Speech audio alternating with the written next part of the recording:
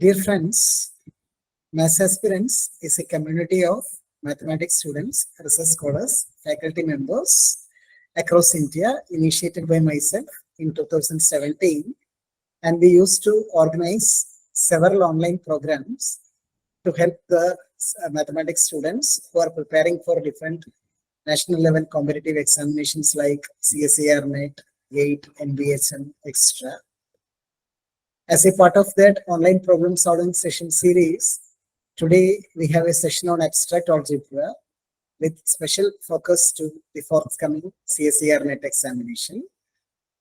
Today, we are blessed to have Mr. Jayakumar with us to handle the session.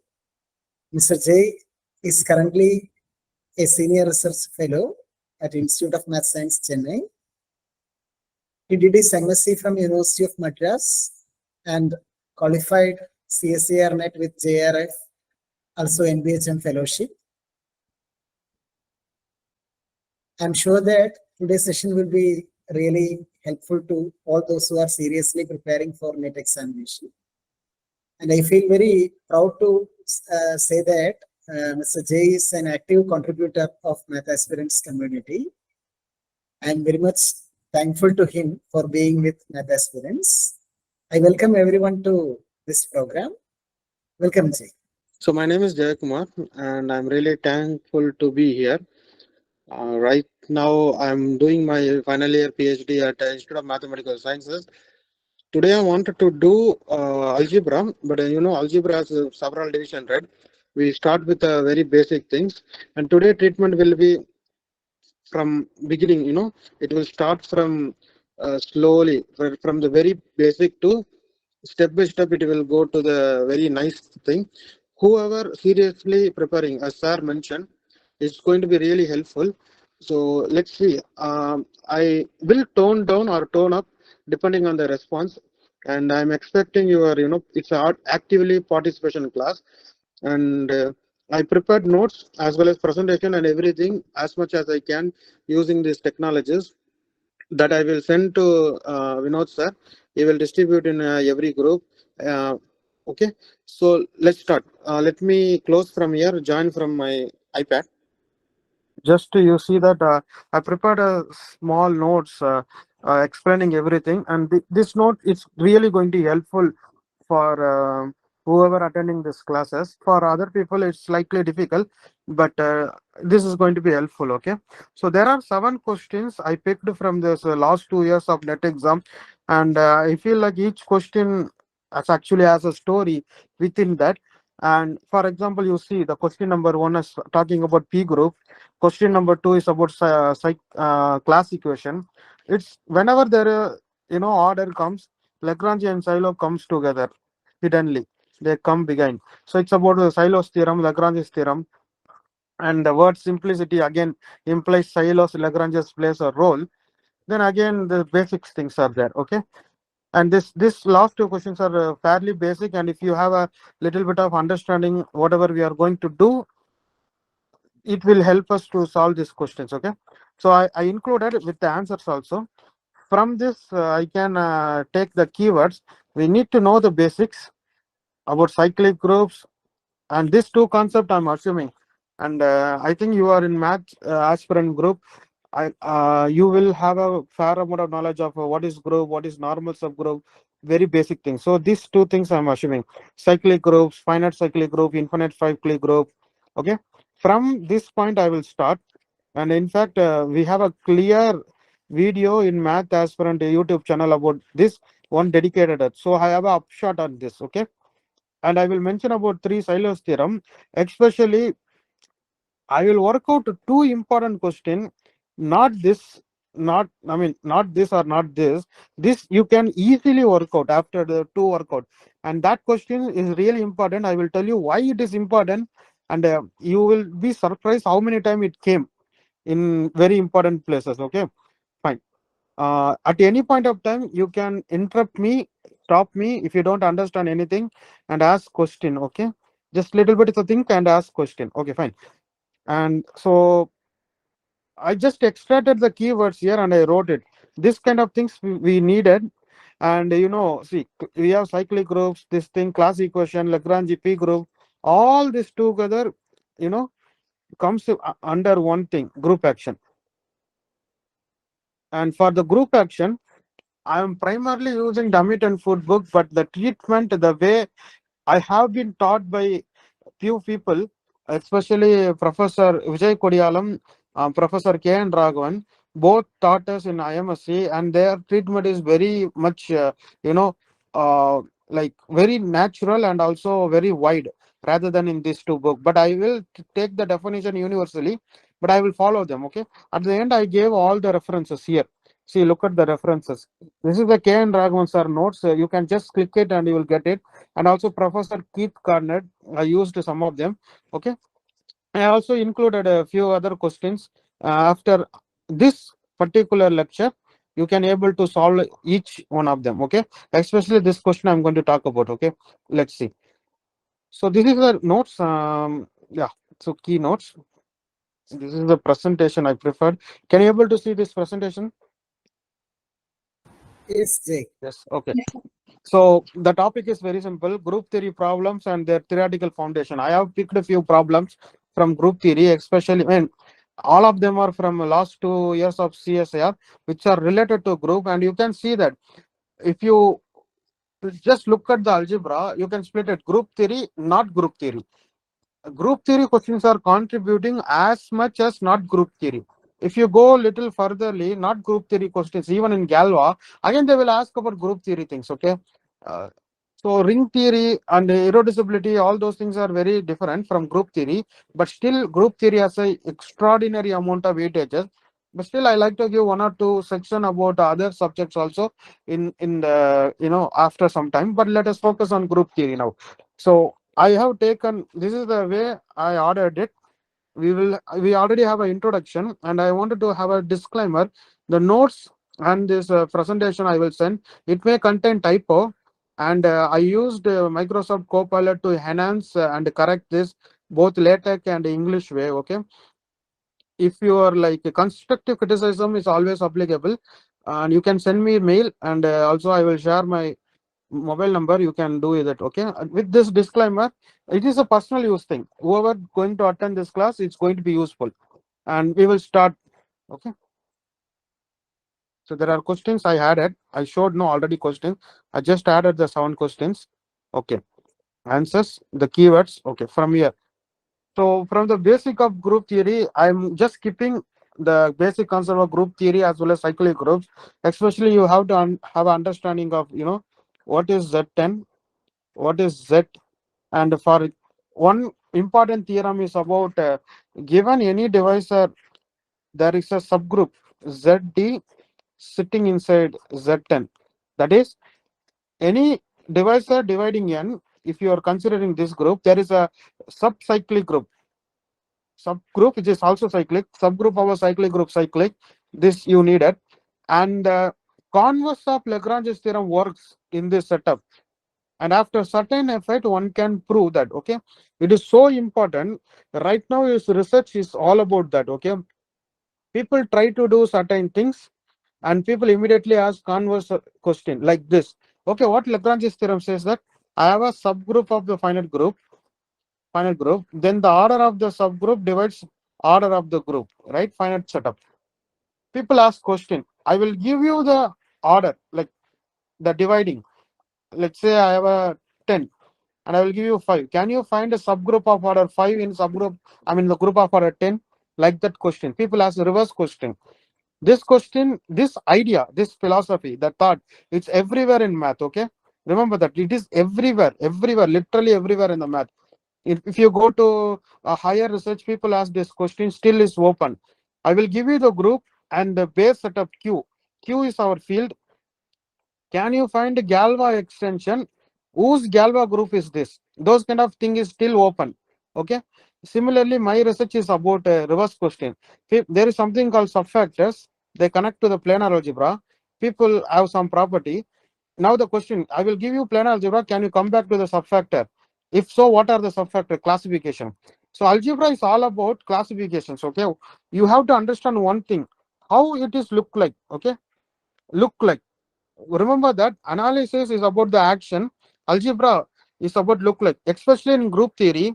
Forget everything, just forget everything, whatever you learn. How it is look like, what is the defining property? If you understand what is the defining property, you don't need much to do. Okay, so I'm just skipping this and we'll start from the group action, because group action is kind of the center. And I will give you the brief overview of group action, and I will give you various group action in order to feel very well. Okay, what is group action? Group action means there is a set, okay, and group is going to act on set. That means the group is moving the elements of the set. It's a force. It's like a force. Okay, how the leaves are moved by the air, like that. Group is just a group is acting on that and moving the elements. And we have identity in the group. The identity won't do anything. That means, sorry, e comma x equal to x. That means when identity acts on that, it won't do anything. It's unmoving, totally unmoving. And the compatibility. Okay, the compatibility means first you do it, you eat with h. Usually we use the word whenever group action act by h. When you act by the h, that means you take the element, take this thing, act by h. Oh, by the way, can you able to see whatever I'm writing here? Yes, Is sir. it? Yes, sir. Oh, very good. Okay, very good. So again, you will end up in x. Okay, again, if you take one element of x, hit by h, you will end up in a x. Then hit by g. That is same as do group thing. Do in group, then hit by that. Okay, this is called kind of associativity, right? This is the associativity we want. You hit by h, then hit by g, or hit by gh. Both are same. This is called compatibility or associativity in some sense. Okay. Again, whenever there is a concept, we need to give enough examples in order to understand them. Okay. Three examples we are going to talk about are this: left regular, right regular, and conjugation, and the consequences. Okay, and which we needed actually. And I'm fairly sure I'm going to little bit rush this concept, because you are going to study this concept very detail in your semesters. Okay, upcoming semesters. Maybe you already did, but there are something you may not get it from the college. That's what I wanted to do. Okay, so for example, this, take vector space. This is some vector space over some field. Okay, just take vector space, and GLV, is it maybe finite? It is maybe infinite. Nobody knows. I don't care. But take a vector space. GLV means invertible maps exist linear. Just invertible linear maps. Okay. This is actually a group. If the dimension of V is finite, people usually denote the GLV of like this. It's just a GLN. I'm sure that you must have come across. So the correct name for this is called general linear group of V. General linear. So it's collection of invertible. This itself a group, and this group GLV. This you may not see in your MSc or somewhere. Okay, acts on that. How it acts? It acts like that. Take the linear map. Take an element just like that. It acts on that. Okay, you can check. Identity map takes every V to itself, so it's satisfied. And the way is defined at T1, T2. First, I'm acting on T2. What I'm getting? T2 of V. Then I'm acting on T1. What I'm getting? T1 of T2 of V, which is same as T1 composes T2 of V. So acting individually, hitting subsequently is same as do the composition, then do the thing. It is same. So it is a group action. This is a very nice group action actually. This is what we need. For some example, there are other group actions. So take this square. Okay, square. Assume that it is in R2 plane and nicely placed. Now D24. or sometimes people put T4. It's a Michael input like this. Damit input uses this thing. Okay, this acts on this. In fact, there are various actions. This same group, diagonal group. In fact, if you take a n regular symmetry, diagonal group acts on that. You can check it how diagonal group acts on that. In fact, diagonal group coming out of that thing. Okay, I'm not going deeply, but one can understand how it getting acted. Similarly, Sn, take 1 to up to n. This is my set. This Sn acts. How? Take the permutation, take the number, you just go with I. These are very natural action, and one can understand the way Sn n factorial it coming out of that. Okay, from this action only. Okay, so these are the various group action. Other than that, very surprisingly, very interestingly, when the set is happen to be the group, that means group acting on itself. Okay, what is group action? A group acting on some non-empty set, moving the elements. Okay, moving the elements. That's it. You need all you need to know, moving the elements with two conditions. First condition, yes. Second condition, this is a group dot of X. These two condition you know. Okay. Then there are various standard examples like this. Okay. What are the various standard examples? So that trivial action, any group acts on any set trivially, and which is not interesting, just for identity purpose people give. So I have mentioned here rotation action, and these are not important right now. Permutation group I already explained. The symmetry group acts on itself. These three actions we are interested. In fact, these two action we are interested. Left regular action, right regular action, and conjugation action. Okay, let me explain what it is, and the consequences are there. So left regular action means G acts on itself by this. Both are G elements. Okay, so it makes sense. Check it. This defines a group action. So this group acting on itself. So something acting on itself, right? It's going to be very interesting. What are the consequences it's going to give? The first consequence, okay, this is called generalized Cayley's theorem. G is SG. I will explain one by one. G you know, that's okay. SG is maps.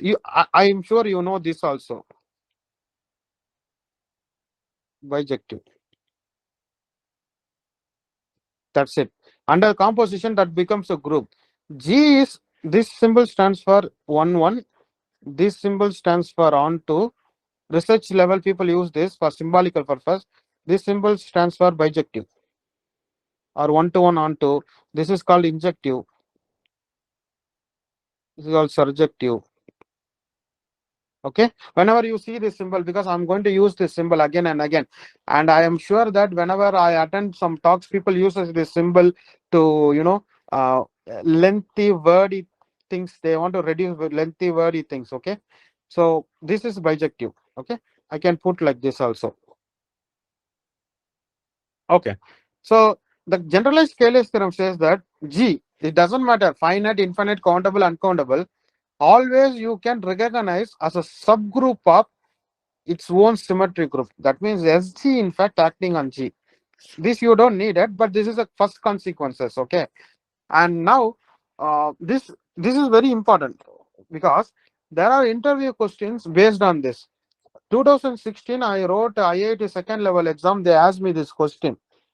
So if G is finite, then SG is Sn.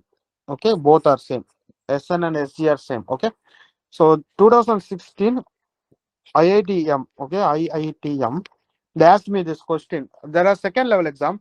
After clearing gate or net, you have to go up here for the second level exam, right? They asked this question. Q8, okay, Q8 fitting inside S8 by Cayley's theorem. Can it fit inside anything? less than that. We know that QH is a quaternion group of order 8. It is plus or minus 1, plus or minus I, plus or minus j, plus or minus k. And we have I square, j square, k square equal to minus 1, I power 4 equal to j power 4 equal to k power 4 equal to 1. And I have this nice pictorial representation.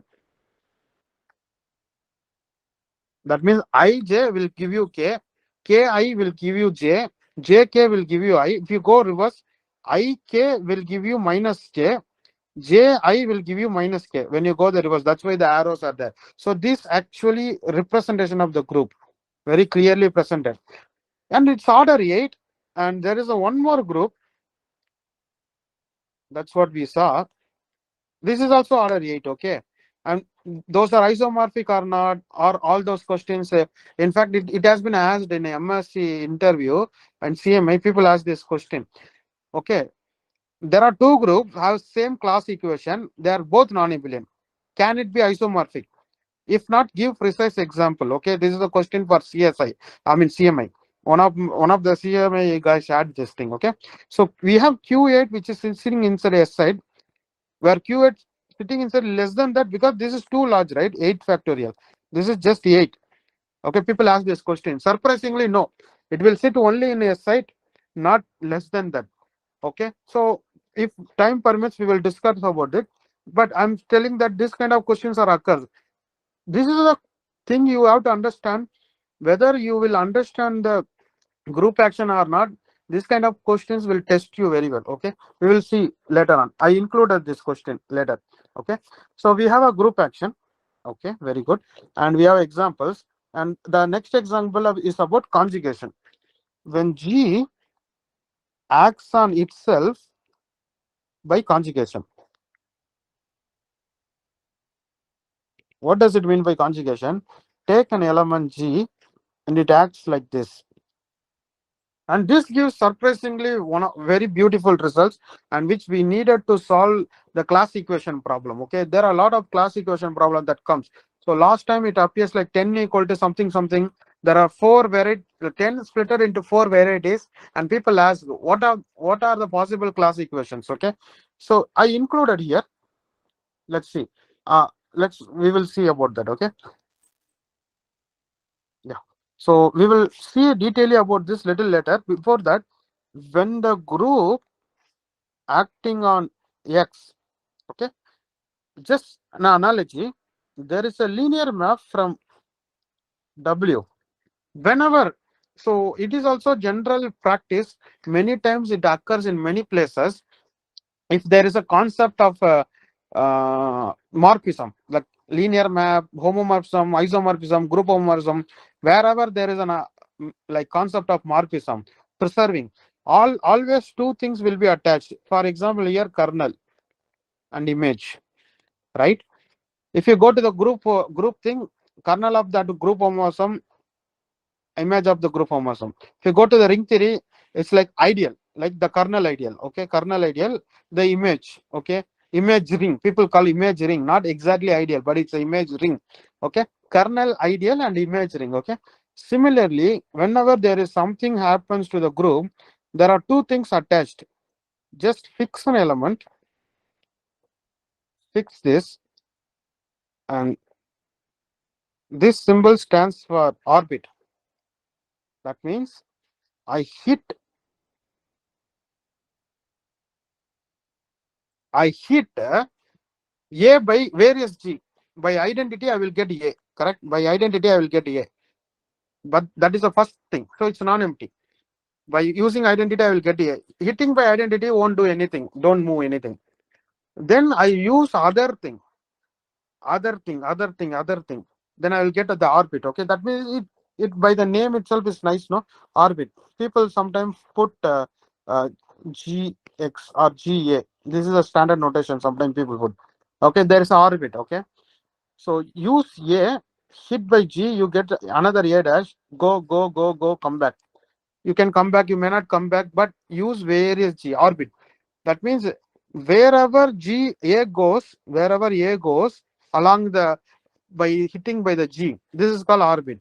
And there is a stabilizer. I use this definition for stabilizer. Stabilizer.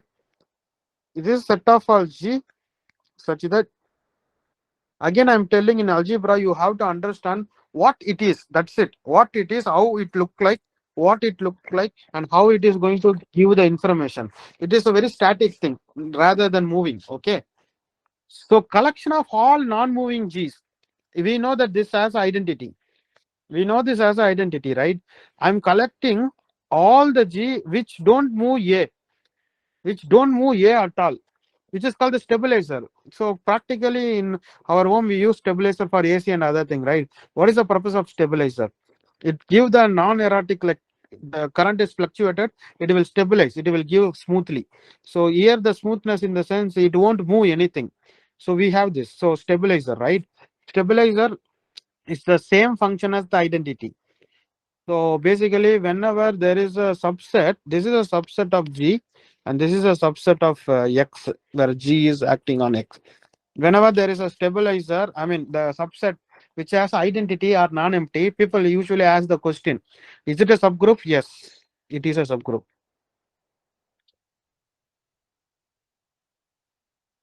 For each A.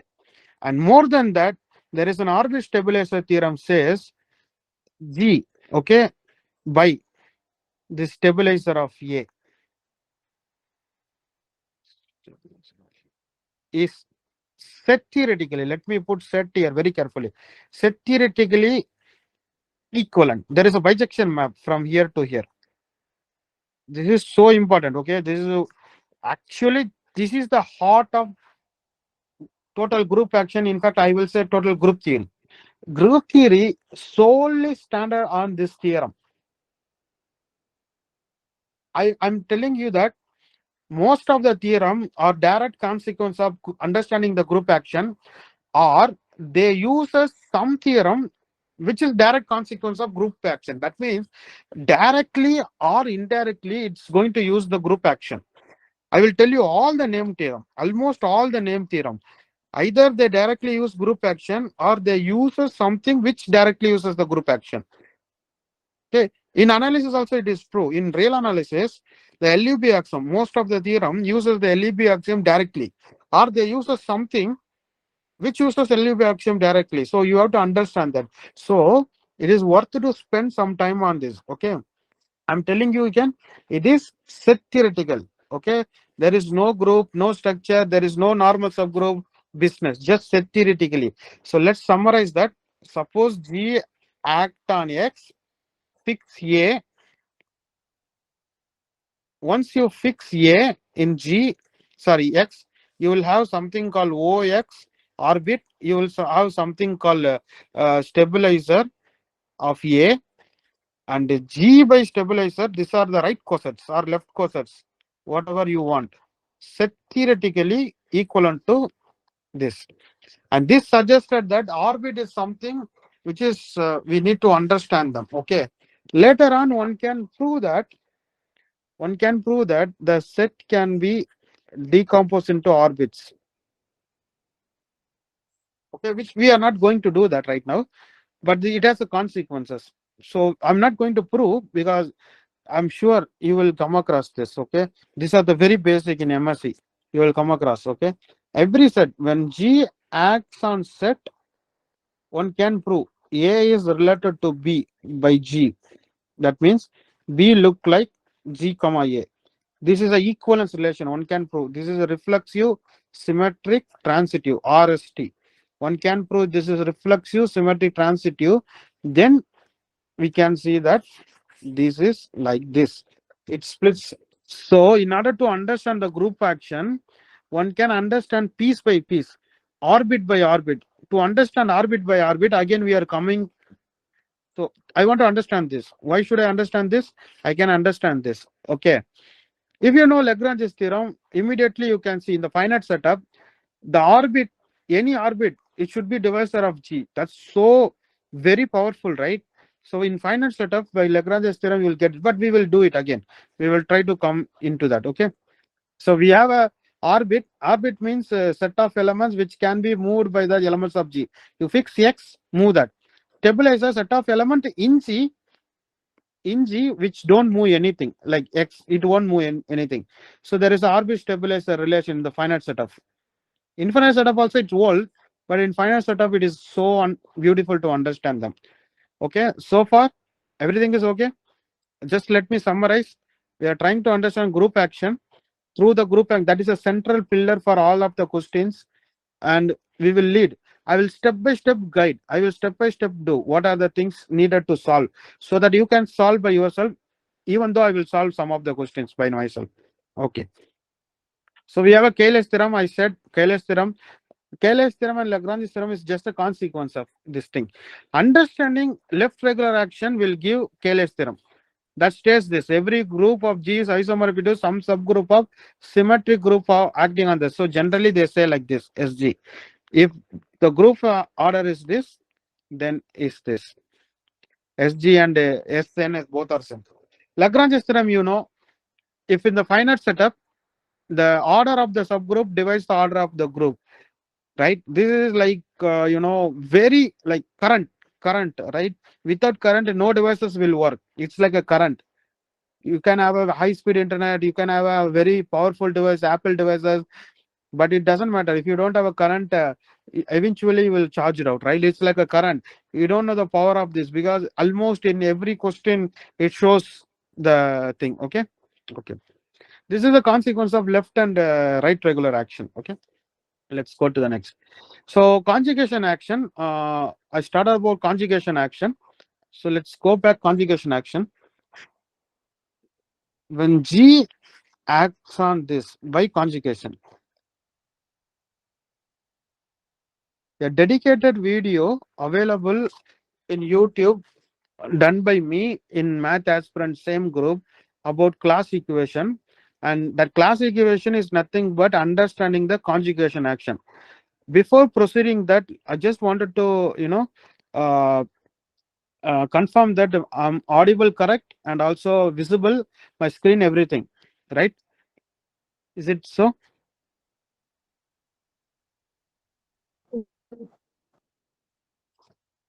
Yes. Yes, sir, it's visible. Yeah, very good. So again, let us summarize. We are at the position group action. What is group action again? Moving the element of the set by the group with the force of group. People use the word virtue. Virtue means goodness. The group doing something, putting the thing in a right way, right classification. Okay. Yeah. So this concept will occur again and again. If you go in math deeper and deeper, in especially in pure math, I don't know about applied math, this concept prevails. In fact, Galois theory is, Galois looked at the Galois theory like that. Okay, it formulated later by 𝔸𝕊𝕐𝕐, many people, 𝑚𝑒 and all of them. But Galois theory, he started understanding how the one root is related to the other root. What is the connection? What is the element relate one root to another root? And he got the idea of the permutation. So the permutation started coming. Okay, right. So G acts on G by conjugation. So that means take G and X. The map is GX inverse. Okay, GX inverse. And when I said just now, I said when the G acts on the set, okay, when G acts on the set, then G actually partition the set by equivalence relation by orbits, right? And that orbit has a name. So fix A belongs to G, then CLA is called conjugacy class. G A G inverse such that G belongs to G. These are the orbit. The orbit, the special name of the orbit, when you fix this and we don't go anything and study about this is called conjugacy class of A. Then what is the name of the stabilizer? The step of A is called, let us understand, before calling, let us understand what is a stabilizer. You act with the G against A and it will give you the same thing. I'm collecting all the G's, okay? I'm collecting all the G, it don't do anything. So, which is nothing but collection of all G GA G inverse equal to A, that is same as collection of all G such that GA equal to AG. That actually called the centralizer of A. Sometimes normalizer of A people call, but centralizer of A. It's called centralizer of A. So basically, in our undergraduate, they may not tell. In fact, there is a problem. People follow Ian Austin book. Okay, in my undergraduate, people followed that.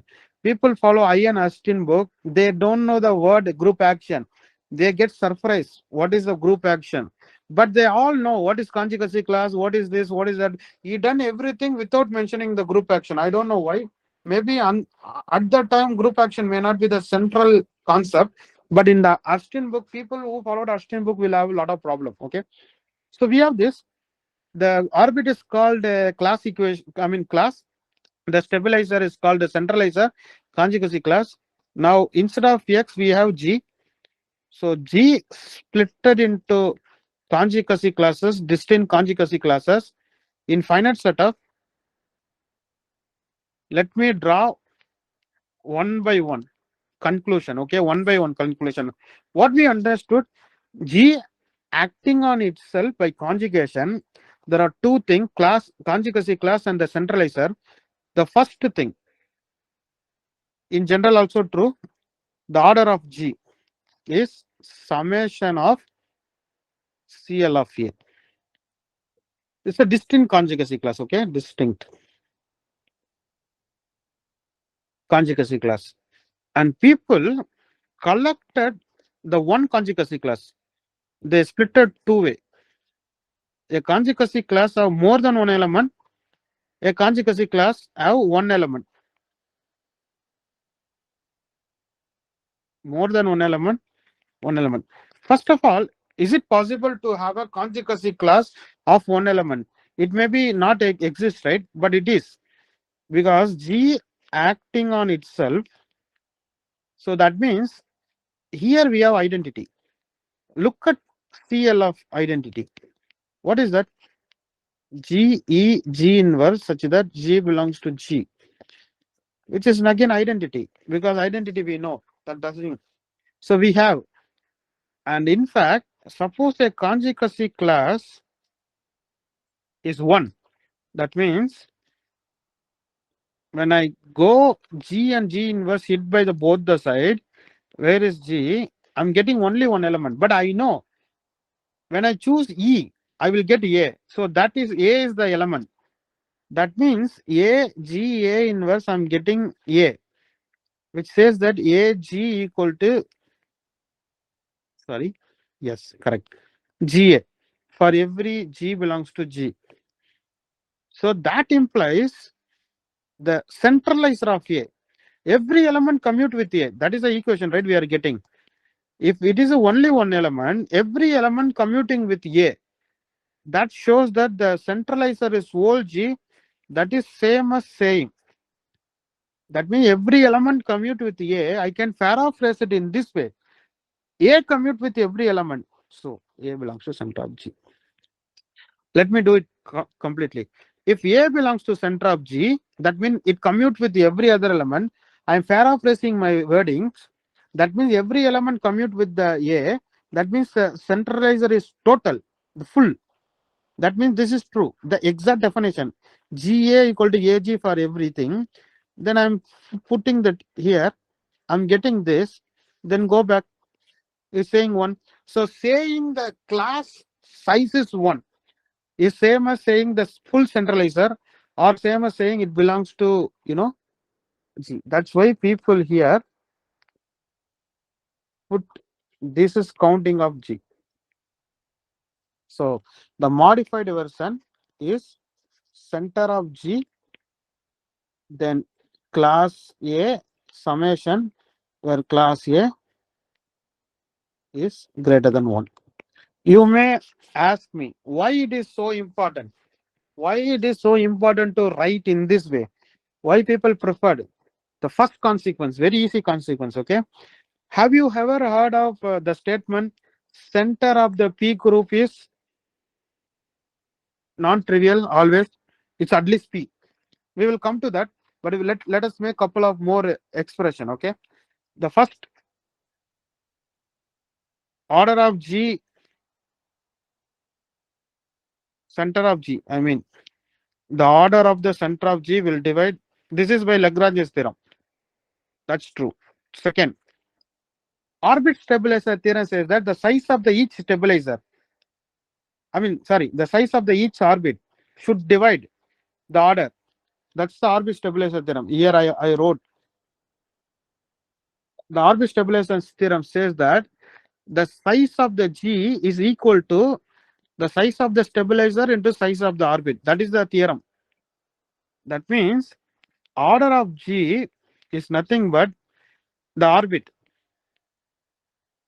the stabilizer. What is the stabilizer here? It's called center. And this is going to play a role. We will solve one question now. After just a few, 1 or 2 minutes, we will solve very important question. It came in CSIR. Third one. Observe that. This is inside ZT. So what is center of G? A element which commute with everything. If a element commute with everything, in particular, it will commute with particular A, any particular A. I take an element which commute with everything. That means it will commute with particular A. Here the collection of the element which is commute with particular thing. So we are done. That means this is one of the realization you needed. Some of the people don't know this. That's why they are not able to understand why certain thing is not possible. Okay. So let us solve this example. Give me a moment. This is a question asked in a CSIR. We'll just take this. Give me a moment. Let me take the screenshot.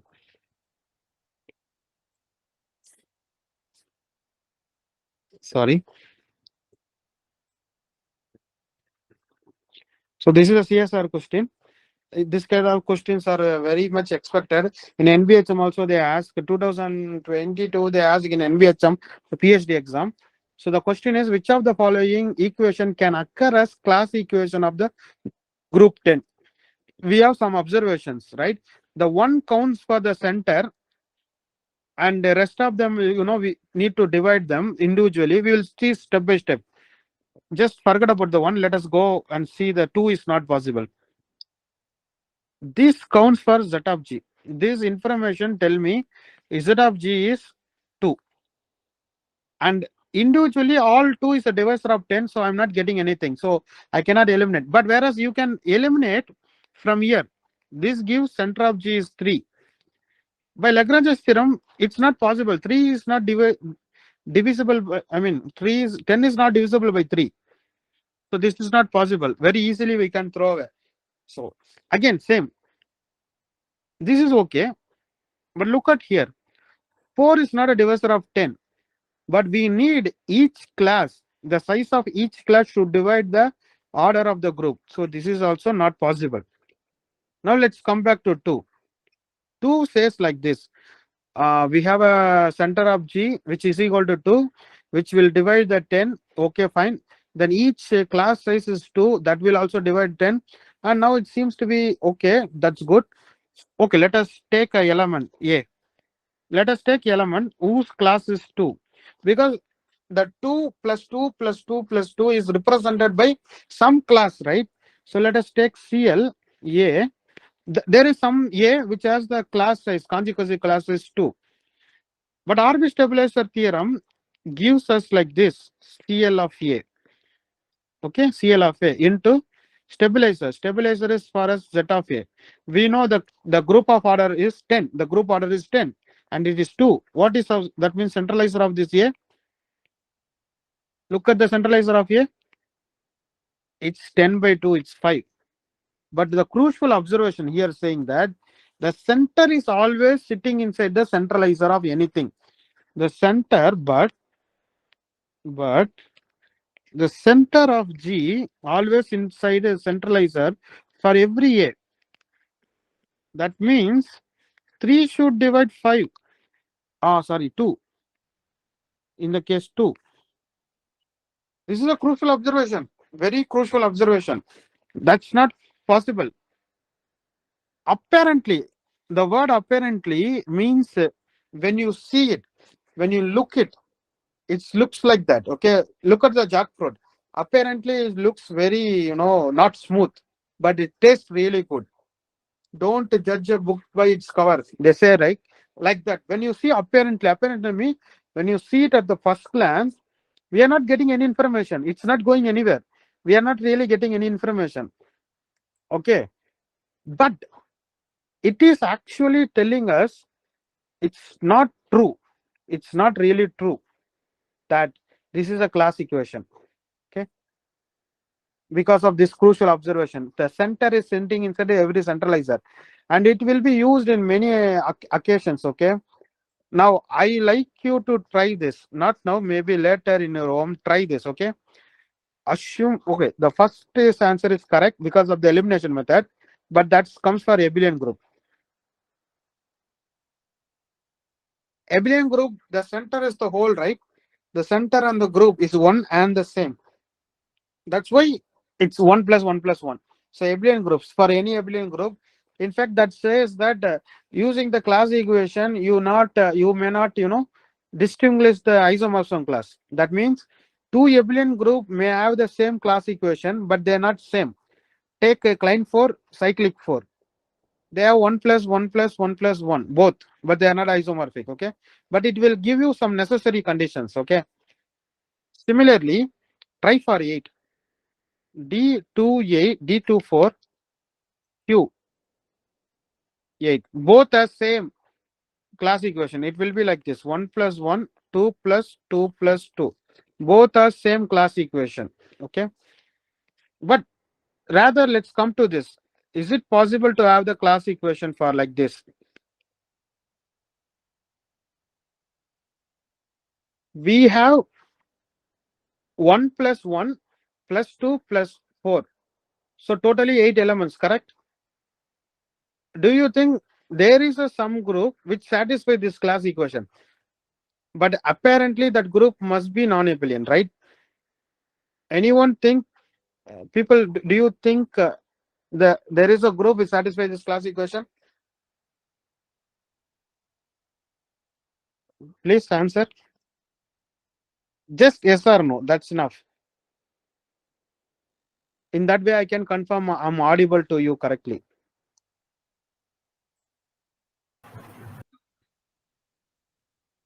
Yes? No. No. Okay, somebody say no. Is there anyone who say yes? No. No. Okay. We'll see the complex, but how to proceed very carefully.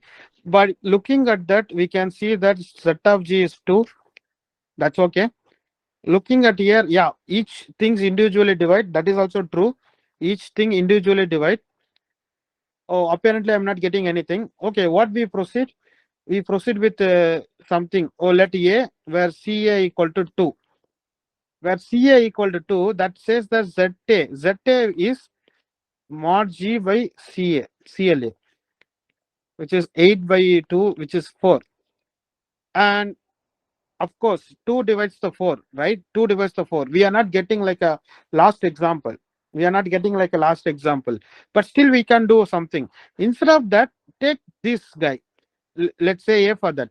Take this CLB. Look at CLB. The size is 4. That will tell that ZB is actually 8 by 4, which is 2. But we know the center of G inside centralizer of anything. But center of G is also 2. But center of G is also 2. Centralizer also 2.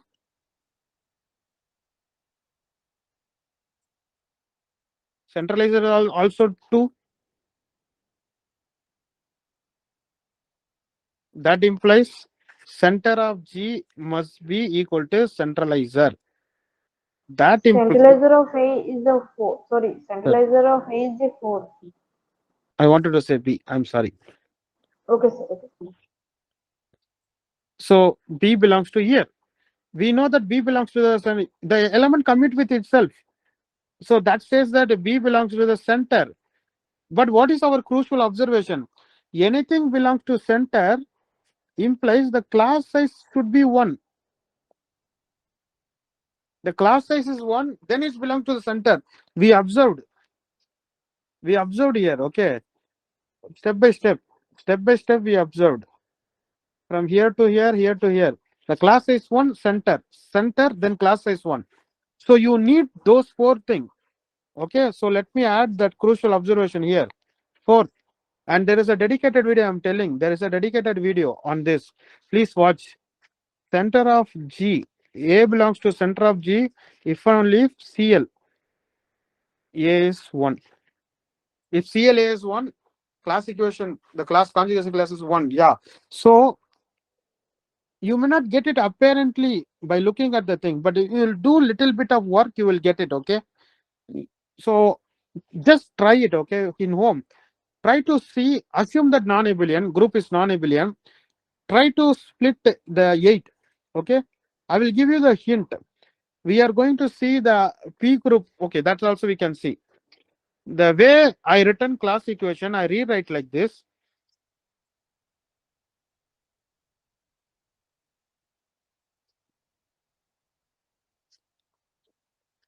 This is the order of the center of G.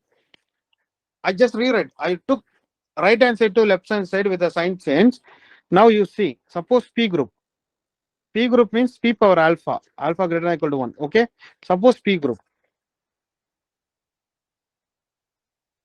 Then this is P power alpha, which P divides here also, because each class divides the order of the group, the size, but it's greater than 1. So P divides, ultimately P divides this, P divides that. Why?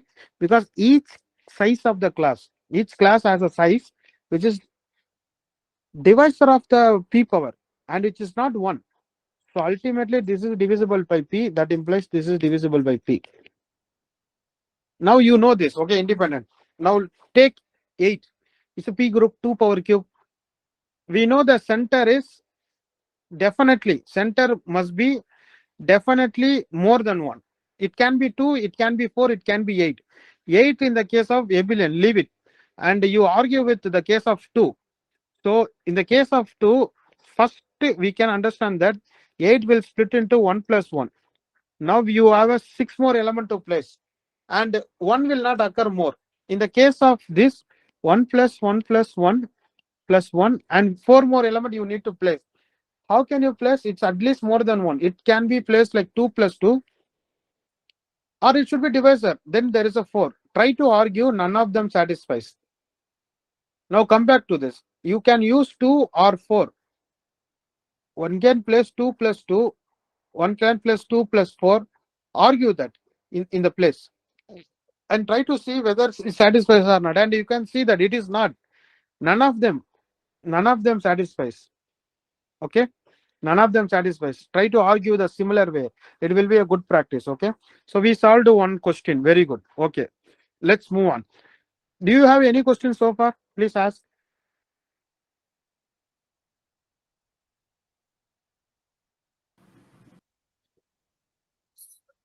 So does there any relation between number of classes and the number of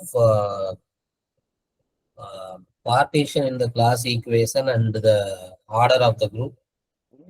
Not that I know of, because given in looking at the partition itself is too hard. That is called Ramanujan number. I think it is called Ramanujan number. For given natural number, how many partitions of n exist itself having lot of problems, right? It's not easy. What is the number? What is how the number behaves? It's a research in number theory. So we have to find all those things, list all those things. Out of that, which comes that to the group? That's a very difficult question, right? It's a number theoretical question. I don't know of these things, and maybe there is one of my friend who is working in number theory. Maybe I will ask him, but it's going to be difficult. But it is there somewhere. Some mentions are there. Okay. Do you have any questions relevant to this, like whatever I taught right now? Any doubts? You go back above, sir, that question. Stop it, sir. Stop it. here look at the second option. In the second option, 1 plus 1, Hmm. 2 plus 2 plus 4 times. Okay. Yes, So right. this place, how many numbers came means 6 numbers came, right? 6, I mean now 1 plus 1, 2 4 times came, right? 1 2 times came. Okay. Yeah, Totally you are having 6 numbers. 6 elements of the possible. Uh, 1, 2, 3, yeah. 4, 5, 6. Yes. This 6 numbers, this 6 must be a divisor of this 10. Any concept No, is like no, that? no, no, not like that. Not like that. Later Oh, on, you can see that I have written here. Not mm, like that. Okay. See, few. Look at here. Okay. Few thing I have written. Right. Look at 1, 2, 3, 4, 5. This is for mm. D4. This is just a five places, which is not divisor of 8. No. Yeah, of course. Yeah. That's why you need to have this kind of list. We are going to come this kind of list. That's a very good observation. One can think in that way. But easy example. That's why examples are important. The richness in mathematics. Okay, I am telling you, the richness in mathematics. A mathematician is judged by how many example you know, plus how well you know. The quantity vets the quality. Okay, the Okay. quantity vets the quality. In fact, in Silos theorem, Silos found that the quantity and the quality connection. That's why it's highly celebrated. People don't give a theorem just a name if they don't find it very well, but the quantity and quality they wet together, then they will give. Okay, it's a good question. Okay, here Right. also you can look one. I think 1, 2, 3, 4, 5. 24 is not divisible. Okay, okay. Okay. So conjugation action leads to the class equation we saw, and here the known numbers, some of the easy and hard. I wanted to put easy things, also hard things. Class equation for 4 is just 1 plus 1. This one. S is like this. 1, 2. Think about this. 1 plus 1 plus 2 plus 2. Okay. This is not class equation for 6. Same reasoning. Okay. For 8, there is only one class equation for non-abelian. Abelian 1 plus 1 plus 1. Non-abelian, this is the only. Try to argue, play with that. Out of the playing, just 4 observation. This 4 observation, what? Center of G should divide each size of the class, each size is should divide, and the class contains this. The center of the size should also divide, and when they are equal, the class should be 1. The 4 observation is enough. And there are 2 observations which are very deep. I don't think so, which is needed at this moment, which are very deep.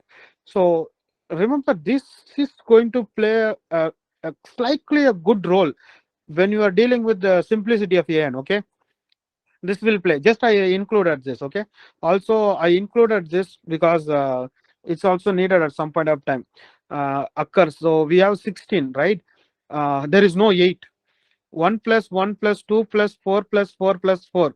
There is no 8. It is kind of a surprising why there is no 8. And you can see understanding the geometry of D8. Okay, so this list is very important. I give justification why I put this list. Okay, okay, let's go. So the consequence of class equation, that's what the observation, this 4 observation I have written here. Okay, now we come to the Silos theorem. Okay, Silos theorem has 3 parts. I will explain one part by one part by one part. Okay, all of them are very important. We spend fair amount of time in order to solve the problem, but I will give you the idea. The first theorem, just to show the existence, okay. The second theorem, which is very important, which is showing the relationship, the qualitative relationship. That theorem is quantitative. Okay, the existence, the qualitative, the quantitative. Once something exists, one can talk, one can approach from quality side, one can approach from quantity side. At this moment, you may have some doubts or thinking thought about what exactly the instructor I am mean quality and quantity. Okay, the normal group, normal subgroup. Okay, normal subgroup is actually a quality thing, right? You may like finite, infinite, doesn't matter. Is it finite or infinite? You can always define. It is a quality, and that quality is defined because we need that. Have you ever thought that why certain subgroup are only called normal? You try to think about that, because those are the building blocks. Not all the subgroups has that merit, right?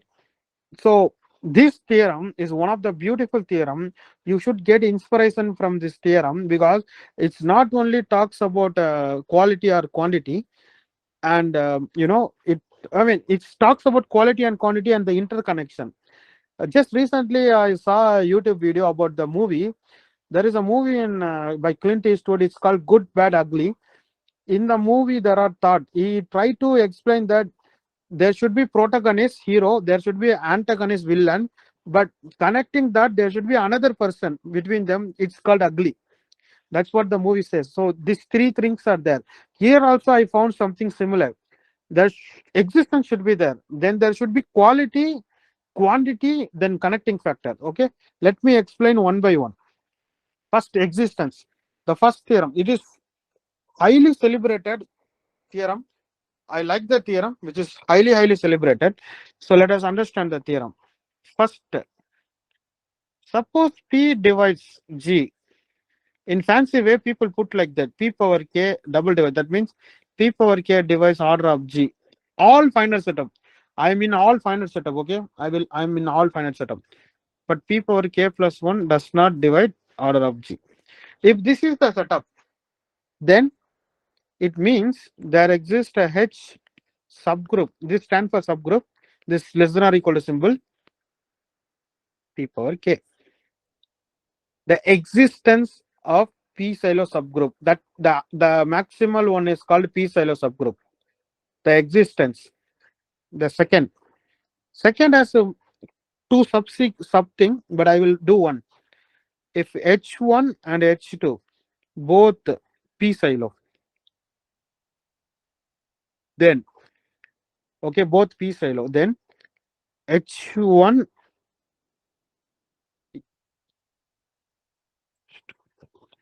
that is, there is a G belongs to G, which conjugate. The relation between one silo to another silo is conjugation.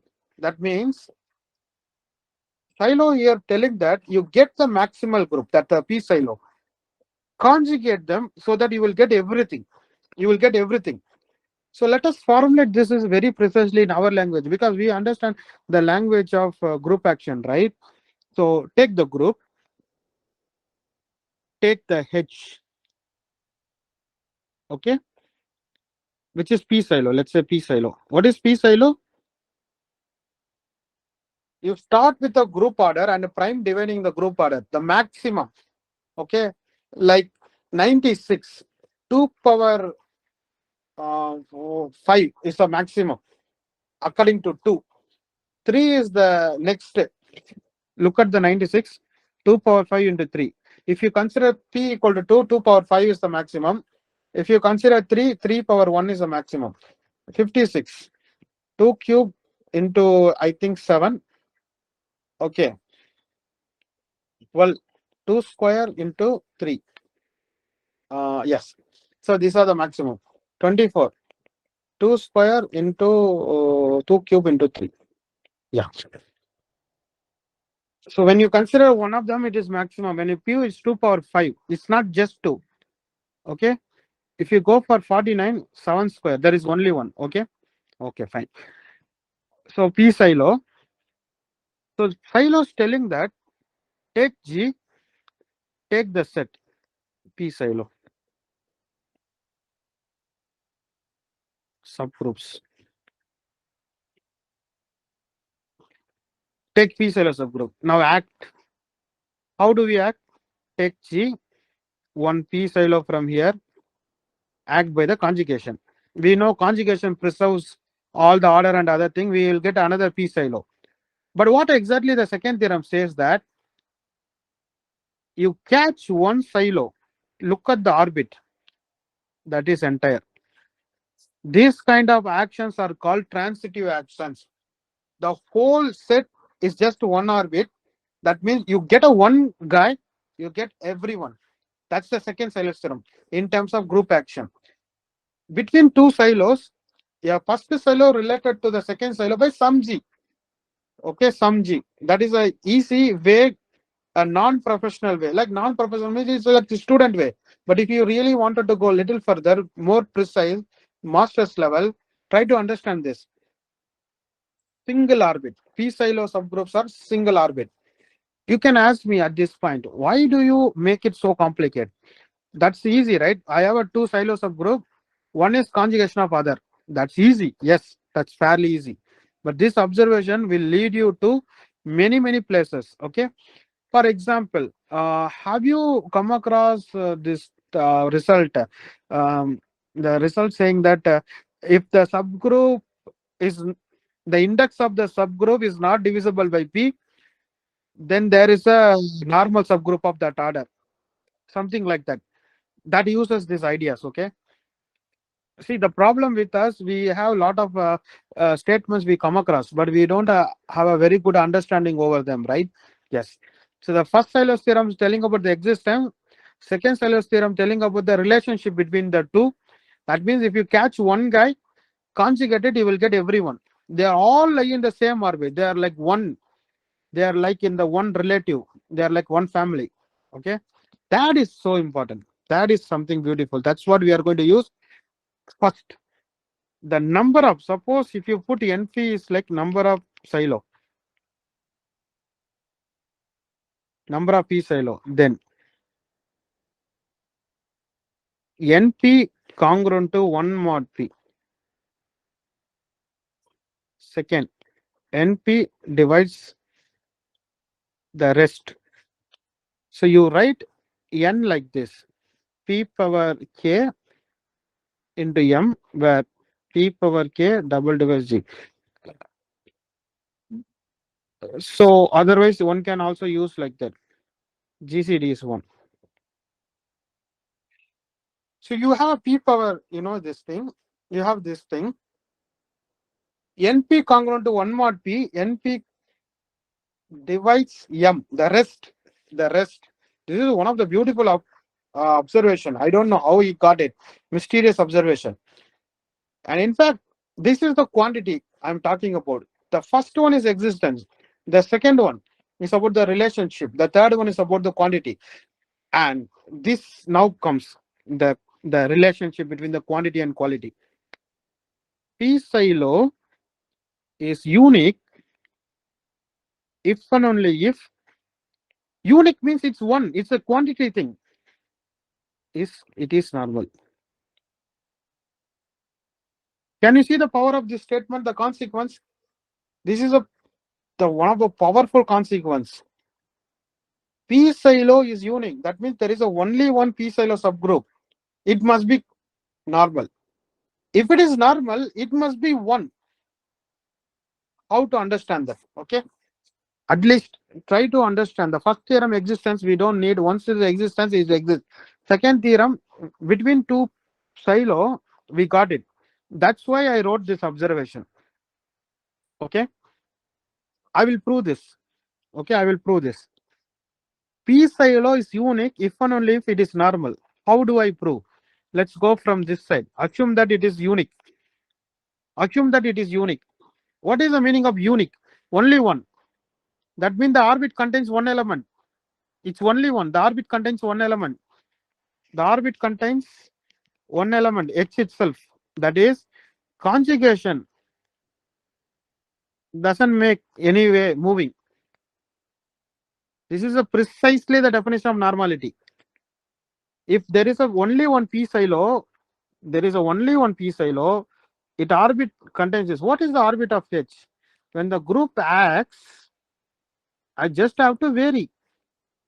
I fix the element H, the fixed element. Vary G. That's a orbit. That's what we understand about orbit. Fix element A. When G acts on some X, fix the element A, then vary the G, collect all them. Okay. The P silo is unique. That means the only one. This is precisely definition of normality. Normal. Suppose normal. Go back. This is a precisely definition of normal that says that there is no relative. There is no relative. Order of H is nothing but the precise definition is this. But H is normal, so you will get H for everything. So 1. And this is what you need to solve these problems. Okay, you need this, the idea. So read this question, okay? If G is a group of order 244, then G contains unique subgroup of order 27. G contains like 1694, then G contains unique subgroup of order these things, okay? Then, yeah. This is the question one can solve by Lagrange's theorem and Solo's theorem. The next question. Let G be the group of order 2023. Which of the following statement? Is it G abelian group? Is it cyclic group? It is simple group. It is not simple group. Okay. We need to understand simple small definition about simple group. What is simple group? Simple group. Beautiful definition. Precisely two normal subgroups. We say a group is simple, precisely it has two normal subgroup, namely the trivial, the whole. So not simple means what? There is a subgroup which is normal, which is not identity, which is not full, something in between. Okay, that is called not simple. Remember that this definition throws the possibility of triviality. We are not even considering the group of order 1. You may ask why? Because everyone who come across a little bit of number 3 knows that fundamental theorem of arithmetic. What is the fundamental theorem of arithmetic? Given any natural number more than 1, it can be decomposed into prime factors, right? Except the order, how they appear, it doesn't matter. If you fix the order, like 2 appears first, 3 appears next, the order, it is unique. In fact, every natural number other than 1 can be expressed as product of primes. The power, if you get the power. So the order doesn't matter, but it's up to the order, right?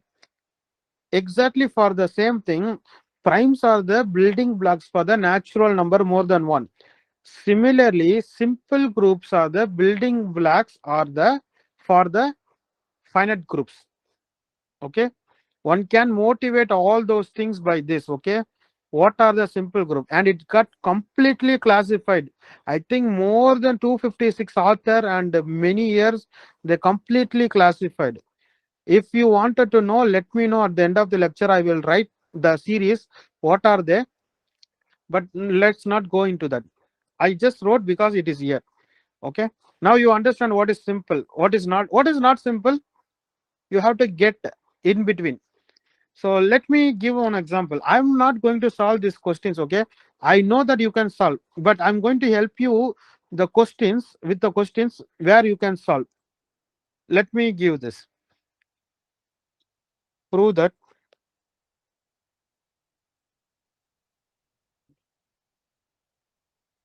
not simple.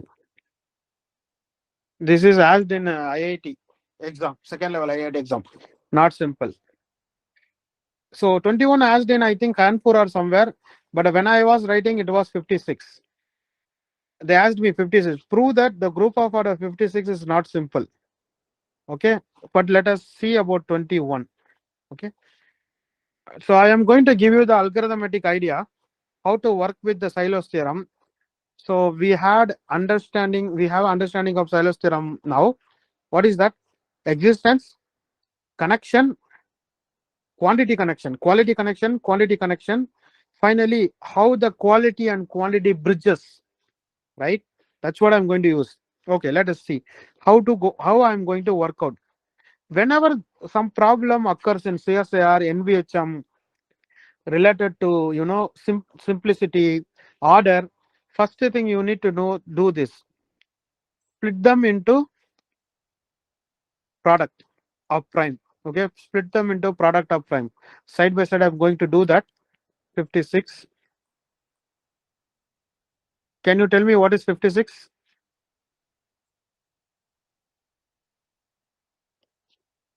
To the power 3 into 7. Okay.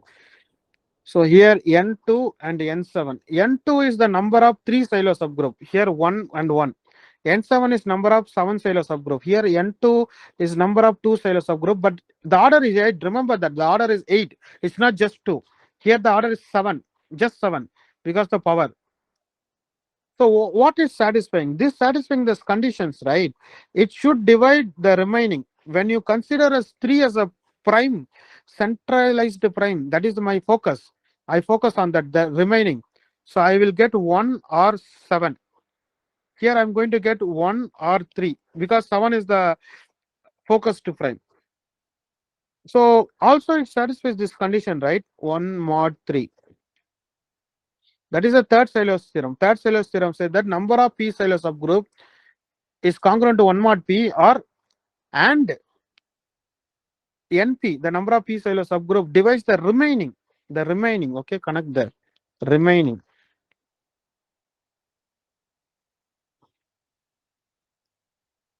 Okay, so n3 congruent to 1 mod 3, right? So here n7 congruent to 1 mod 7, which is possible. 1 is always possible. 7 minus 1 divisible by 3, yes, may be possible, yes. But 3 minus 1 divisible by 7, do you think it is possible? Please interact. This is interaction now. Is it possible? Does it satisfy this equation?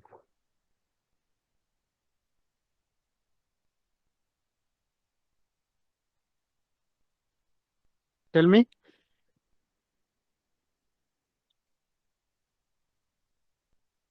Hello?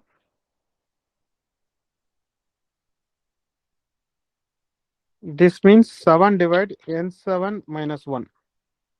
Is it possible? 3. Replace the 3 instead of n7. Possible? No. So that means n7 is unique. Unique.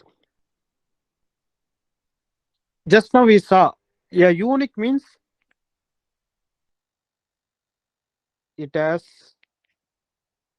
normal subgroup of order 7. Order 7. Which is not 1, which is not full. The full is 21. So not simple. Can you see the power? The power, we don't have any idea how the group as theoretically presented, how the operation is presented. All we need only one detail, the number. There is a group and its order is number 21. That's it. From that we can do it. Okay, let's understand from here. This is my ID question, but this is little more involved, bit more difficult. That this is called direct method. Directly you can see. Sometimes you cannot see directly. We need to do manipulations. We need to do some manipulation. Let's see. We can do some manipulation. Let's see. Okay. Look at that. This n2 congruent to 1 mod 2. So 7 minus 1, which is 6, which is divisible by. So this is also maybe possible. But this n7 congruent to 1 mod 7. 2 is possible. 2 minus 1 divisible by 7. Similarly, 4 minus 1 divisible by 7. 8 minus 1 divisible by 7, which is possible.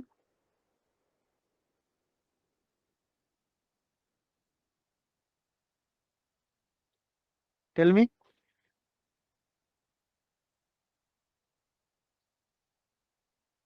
My focus prime is like 7.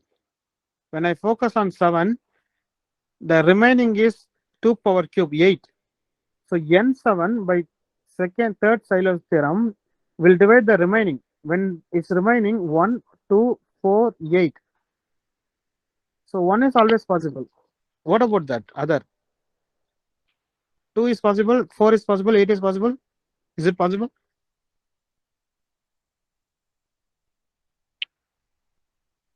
No. 2 is not possible. 4 is not possible. 8 is possible. 8 minus. It is possible. So 8 is possible. So we have problem. What are the problem? N2 we are getting 1 or 7. N7 we are getting 1 or 8. So there are cases, 4 cases. First case, N2 and N7. Okay. Case number 1, 1, 1. Case number 2, 1, 8. Case number 3, 7, 1. Case number 4, 7, 8. Okay. There are 4 cases, but among the 4 cases, look at these 3 cases. Unique, unique, unique, unique. Look at the 3 cases. At least one of the p silo we are getting unique. Correct? So this suggests not simple. What about this?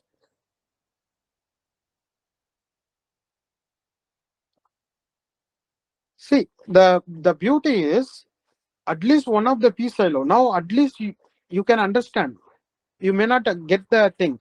Go back and see the YouTube video, you will get the thing. But the thought I wanted to convey, the right area to search when people are saying about simplicity, not simplicity, the right area to search, whether you will get a unique p silo or not. If you are not getting unique p silo, what exactly that says? What is going on their way? What is going there? What is like, can I get? In fact, in the case, this is not possible. That is, there is no group of order 56 which has 7 2 silo subgroup and 8 7 silo subgroup. There is no, it is not possible. It's a bit more involved. Try to see that. If you don't get, please contact me. I'm in WhatsApp group and all I mean, I'm there, right? So I will give you the answer how to proceed. This is called counting technique. And there is one more technique called group action technique. Okay. But you don't need those techniques to solve these problems. But eventually you need to get those techniques because it's asked in the second level of exams. Okay. This is called counting method. I will give you the hint. List down. Suppose assume that there is a group of order 56. List down H1, H2 like that 8 order group. List down K1, K2 up to K8 7 order group. Start counting the element. You will get more than 56. It's a bit involved. Okay. But at least to solve these questions, these are enough. Okay. Try to understand. Unique. So the word unique is something you will get it right. It's something connected to the silos. Okay. So this one, the 2023, how one need to split the 2023 and go and do step-by-step work. Okay. So far what we did, we solved the second question. We gave idea for the third question and the fourth question. And the fifth question is also fairly. Let's try to see that. Can I able to solve the fifth question with the idea or what is missing? Okay, let us understand them. Can I able to solve the second idea? Okay. And remember that one more thing I wanted to add here.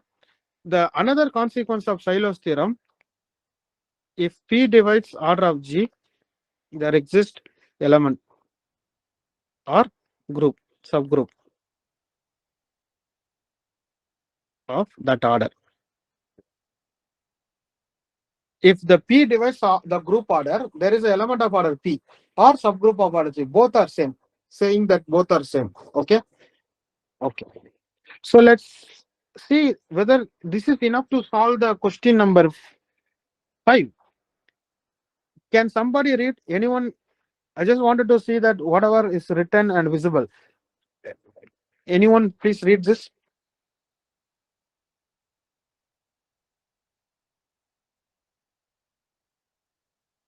Can anyone Yes, read? sir. Yes, sir. Hmm.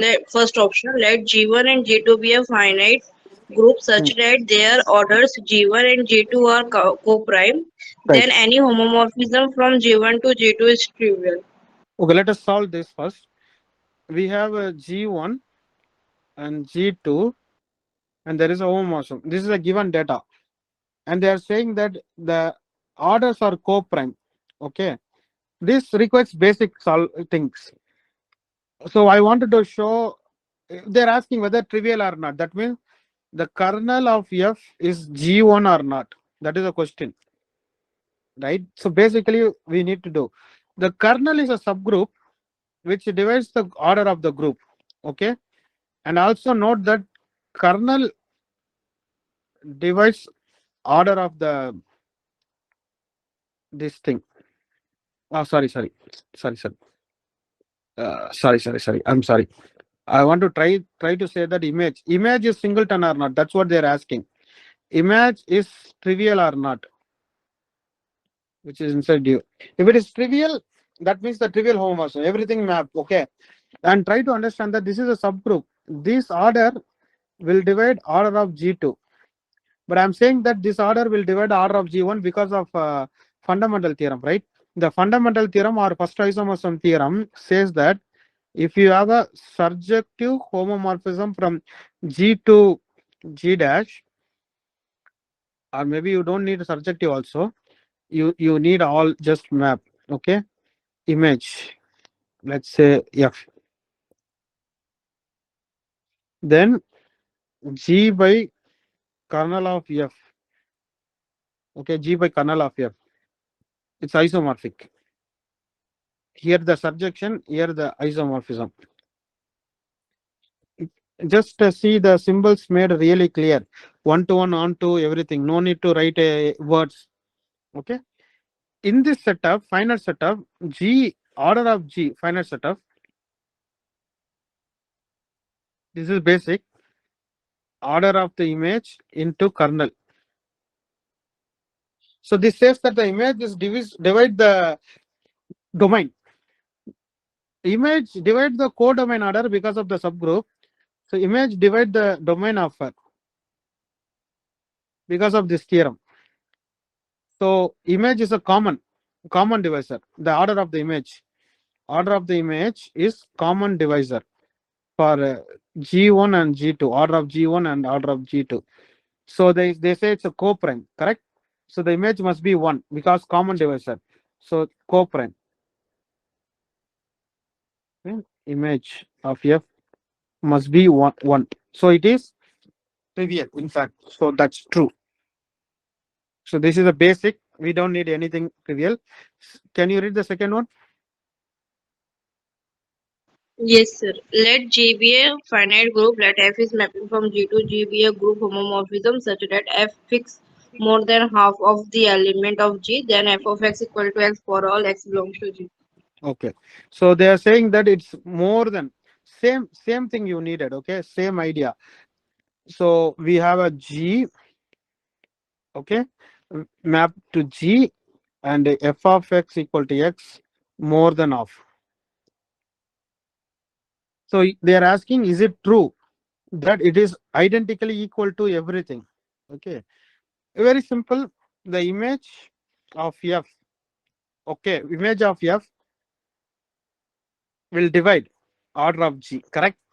So what I wanted to prove, this is, I feel like it is true. It may not be true at this moment, but I feel like it is true. What I need to do, that we need to prove that slightly a different thing. People who seen analysis, the topology or analysis little deeply, they come across this result. Okay, the result says that there are two continuous maps which agree. The number of points or elements. Let's take the X and Y to be the metric spaces, and people says that F and G defined from X to Y, both continuous. Take the set of all element where X and F and G agree, then it's closed. Actually, then it's closed. Similar results here. There is a map. F is a homomorphism. Then identity, that is also homomorphism. The identity and this agrees more than half, then it must be equal to everywhere. Kind of a density idea. Okay, that's what we are dealing with. That I just wanted to relate, not more than that. Okay, I wanted to relate. So we have this. Let G be the finite group and homomorphism which agree more than half element. Now take all the elements such that F of X equal to this. Prove that it is a subgroup. Prove that it is a subgroup. Fixed. fixed subgroup. Prove that is a subgroup. Once you prove the subgroup, the order of this, let us call this is like K. K should divide order of this thing. So, but more than half. This is like more than half. So it's better be equal. So that means K equal to G. Try to prove that. Take X which agree. Exactly the similar idea from the analysis, the same idea.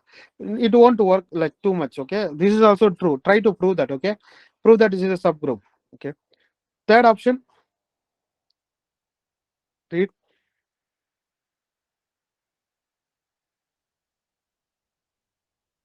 Yes, sir. Sorry. Let G be a finite group having exactly 3 subgroups. Then G is of order p to power 2 for some primate.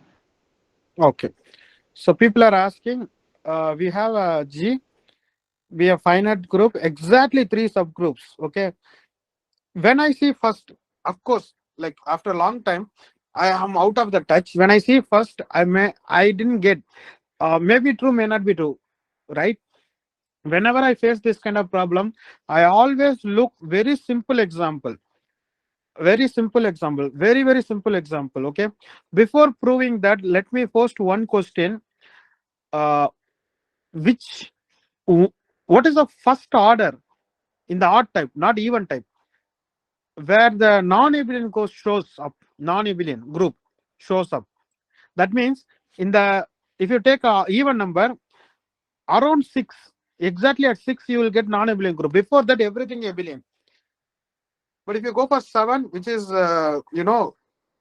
non-abelian, go for 8, which is also non-abelian. 7 is abelian, sorry, cyclic. 8 non-abelian, but it's an even order. My question is, take the odd number. What is the first odd number the non-abelian group shows up? For first even number is 6. What is the first odd number where non-abelian group shows? This is one of the interview question. IMS interview question. Very simple. People ask this kind of interview question. Okay. Then they slowly. Group of order 21. Exactly. Yes. Group of order 21. So whenever I have a problem, this question asked by one of my senior to me, then I don't understand the question. Then I understood the question. I started doing this. Okay, I don't know. Then let's do brutally. Go from 1, 2, 3, 4, 5, 6, 7, 8. 8 is there. Okay, 15. So I got stuck up by the 15. That time I have no idea about Seiler's theorem. I got exactly stuck up at 15. If you go for the 15, the next things are easy. You will go to the 21. But I got stuck up, and people can prove order of 15 is always abelian. That's the virtue of a Seiler's theorem. It's in fact cyclic. Okay. Similarly, in this question, I got stuck up. Let's see how I'm going. And I wanted to look, okay, group of order 8. 8 seems good. Okay, group of order 8. What are the group of order 8? I have a group of order 8. Okay. And what are the group of order 8? So look at in the group of order 8. So p square. P square means what is a simple thing. Look at p square. P equal to 2. Okay, 2 power 4. And it's abelian Klein 4, cyclic and Klein 4. I was thinking about that. Okay, next.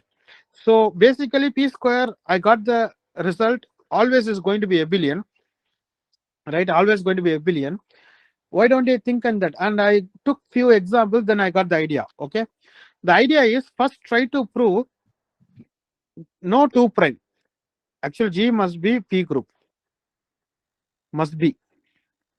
Why it must be P group? Because suppose it is not P group, it involves 2 other prime. The last observation we made in the class says, if given a prime number, there is an element of order or group of order that. If there are 2 distinct prime involved, that means there are 2 distinct subgroups that are involved, right?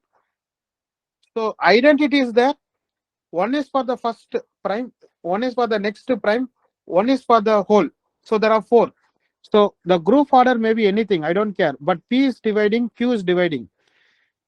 Then there is a subgroup associated to P, there is a subgroup associated to the Q, and there is a subgroup identity. Then there is a subgroup itself whole.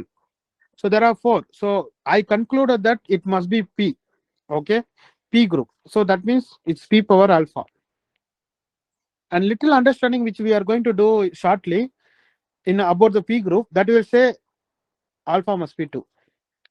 Because that observation will tell you if alpha is 10, then it has a subgroup of order P power 0, which is identity, P power 1, P power 2, P power 3, P power 4, dot P power 10. If it is alpha 1 crore, up to 0, 1, 2, 3, 4, 5, each and every alpha natural number. If you give me beta less than or equal to alpha natural number, there is a subgroup in between them. So we will prove that. Okay, wait for that. Okay, but at least we get up to the level of P group. I wanted to make it so precise. Okay, similarly, the fourth one, any finite abelian group G has at least D mod G, I mean order of G, the subgroup in that, where DEM is denote the number of positive divisor. Okay, it is a kind of asking a converse Lagranges. Okay, I will give you the divisor. Can you find an associated subgroup? So that this says that in abelian group it is always possible. Yeah, it is true. Yes, but we need to have a fundamental theorem of abelian group to prove exactly. But I have a good idea. Without that also, simple idea, using simple idea, one can prove this, because it is true in the cyclic group. Just take the cyclic group. It is true in the cyclic group. Abelian, finite abelian group, nothing but direct product of cyclic groups. But that is so difficult. My guide name 𝔸𝕦𝕐𝕸𝕑, Professor 𝔸𝕦𝕐𝕸𝕑, has 3 dedicated video, I think in YouTube, 3 section he needed, 4.4 hours minimum, in order to explain the finite abelian group is direct product cyclic groups. Okay, I requested him, one program we conducted in IMSc, I requested him to take the same thing, and he took it, and he demanded 3 hours. He demanded without 3 hours, I mean 3 hours, like 3 periods for us, like each period consumes 90 minutes. So 4.4 hours to explain that. But I have a simple idea that we will see today if time permits. Okay, so hold the 3 and 4. Okay, and sixth question, G is be a finite group. Which of the following necessarily true? Is G is a proper subgroup, union of proper subgroup? That is not true. Take for example Z7. It has only 2 subgroups. One is identity and itself. Any pre group will work, so it's not true. It is not union of its proper subgroups. Okay, G is union of proper subgroup if it has at least 2 distinct prime numbers. One need to think about it. So he's saying that P and Q divides order of G, and G is union of its proper thing, which is also not true. Look at this,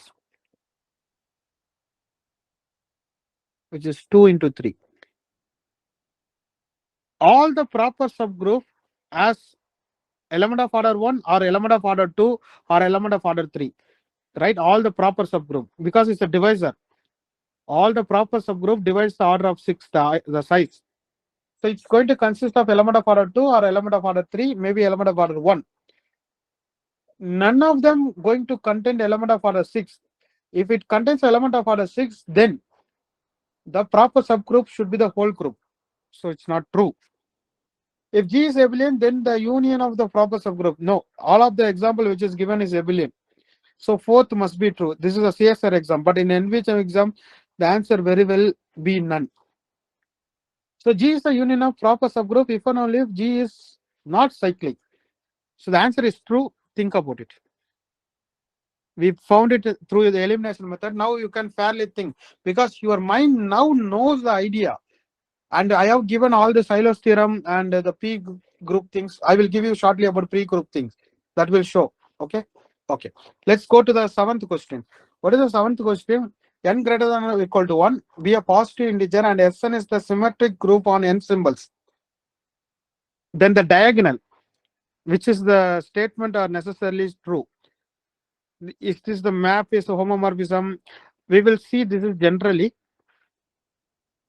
diagonal of general group is defined like this. This is actually subgroup. How to prove this is a subgroup? Just do like this.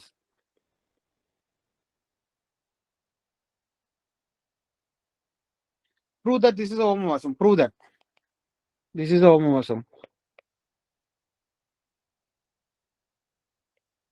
Sorry for my handwriting because I have to bit rush. I wanted to explain about P groups. We need some time to do the P groups. Okay, that will take 10 to 15 minutes. That's why I'm rushing. So do that. That means the diagonal is isomorphic to the G. One can do that. Then say that it's actually a subgroup. And the first one map is not true. Just check. Basically check it. You take A1 B1 A2 B2. You multiply it. You will get A1 A2 B1 B2 and apply. When you apply, it's like A1 A2 B1 B2. But if you apply this alone, you will get A1 B1. If you apply A2 B2, then you multiply, you will get something weirder. Okay, something weirder like A1 B1 A2 B2. Unless it's abelian, it is not true. Unless it is abelian. So very well n greater or equal to 5 or 3. It's not abelian, so it's not true. Let's have this idea. There is a beautiful theorem result saying that diagonal of G is normal if and only if G is abelian. I have written that in my note. I have written that if time permits, we will see that, or we will try to hold it for the next section maybe. Okay. So almost every question I have at least given the idea what to do, what to think, except the first question. First question requires P group, and certainly P groups again shows somewhere about not simple, simple. Here the two things I left it here, no, that required. So it demanding us to understanding of P groups. Okay. So what is P groups? Just a single prime. The order is a single prime power. There are no distinct two things. Just single prime. I wanted to do the single prime. Okay. I wanted to understand the single prime. That is a great place for a non-abelian. As far as you consider non-abelian, this is a great place to look. Okay. Okay. P group. So far, everything seems okay. Shall we continue? Or do you have any questions at the point?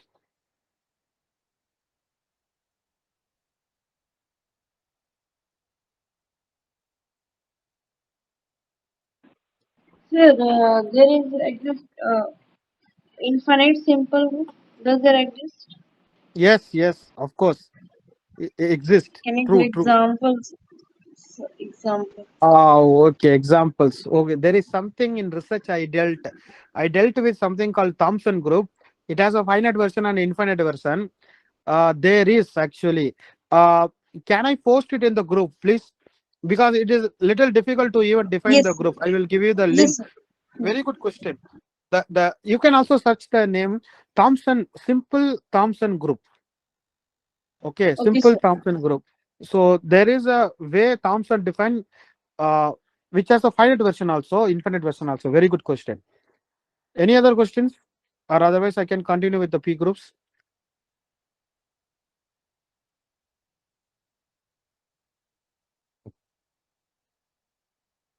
Shall I continue with the P groups? Yes, sir. Okay, let's go with the P groups. So P groups is very nice. This is very nice because as far as finite algebra, Abelian group is direct product of cyclic groups. So you have to understand cyclic group and how to build the Abelian groups by pasting them, putting them together. Similarly, to understand the nilpotent group, it is nothing but product of P groups. So you wanted to understand nilpotent group, it is nothing but product of P group. One of the famous result about nilpotent group, the center is not trivial. Any nilpotent group, finite, the center is not trivial because it is product of P group. Each product, the center is non-trivial. So the product wise is non-trivial. That's why we need to understand P group in a certain way. So the first question is all about the P groups. What is P group? We want this. Alpha belongs to natural number. Let me put it like this. It's a single prime and the power. And the first result we already proved, which is one of the very important, powerful result, is the center of the P group is not trivial. And the second important result, center is also P power beta. So it consists of elements of P, order P. That is very important. Okay, let me tell you one thing. Look at the index.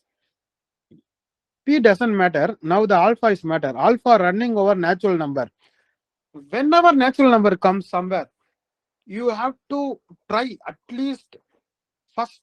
Don't try direct method. Try induction. To do this is my observation, which I checked with my guide and other professor of IMSc.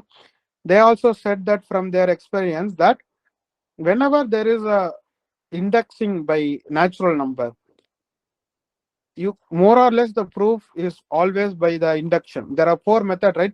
Direct method, contrapositive, contradiction, and induction. Most of the proof is go through the induction. Okay. Here also the proof goes through the induction. I will give you the idea of the proof. So the beautiful observations. First observation. What is the first observation? Center of P group. Not trivial. Second observation. P divides center of G. It contains element of that order. So P divides center of G. So you can ask me at this moment, why are you interested in that particular element of order P? Because to get the induction step, right? How the induction proof goes? First you do for the base case, then you assume for the induction, then go for the next, come back and use as the assumption. That's how the induction chain go, right? That's how the induction chain goes. We know. That's what I wanted to do. So first, the third observation I claim. I start with the P group. Okay, I start with the P group. I claim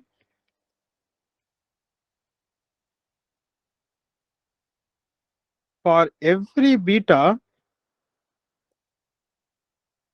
in fact 0, alpha belongs to natural number, also beta. Alpha belongs to natural number as well as beta, even in 0. So alpha belongs to natural number, beta may not be belongs to natural number. It can be 0 very well. For any beta, there is a subgroup, let's say beta, of order P power beta and normal. This is a crucial observation you needed to solve the first problem. What I'm trying to say, any beta, given any beta between alpha and 0, there is a subgroup of order P power beta and which is normal in G. How I am going to prove? Prove by induction. Alpha equal to 1. Prove by induction. Let's alpha equal to 1. That means group of order is nothing but P power 1. So what are the possible beta? Beta can be 0. Beta can be 0 or beta can be 1. 0 we have that no identity. 1 we have whole group. So we are done. The result is true. Whatever I claim is true. Now assume alpha equal to k. Assume this true. That means if this is the order is pk. That means it has a p power 0, which is identity, p power 1, p power 2, up to p power k. Every p power k, I mean in between beta, we have one subgroup which is normal in the whole group. Now alpha equal to k plus 1. Okay. I am in the group which is size alpha k plus 1. The second observation I'm interested in. What is the second observation? The center of G as a order. Let A belongs to G such that order of A is the subgroup is P and A belongs to the center. We all know center is normal. In fact, any subgroup in the center is normal because it basically commutes. Any subgroup center is normal in G. Why? Because every element is a commute. The elements in the subgroup in the center which commutes. Particularly, this is normal. This is a symbol for normal.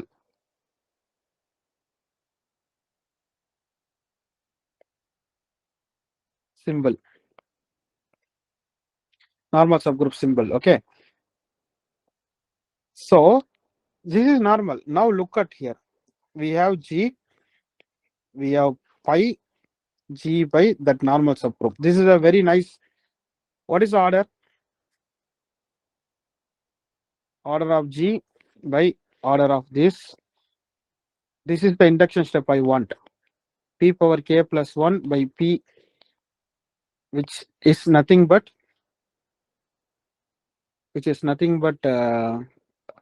P power k. Now, this is a new, look at here, this is the new, which is P power k. That means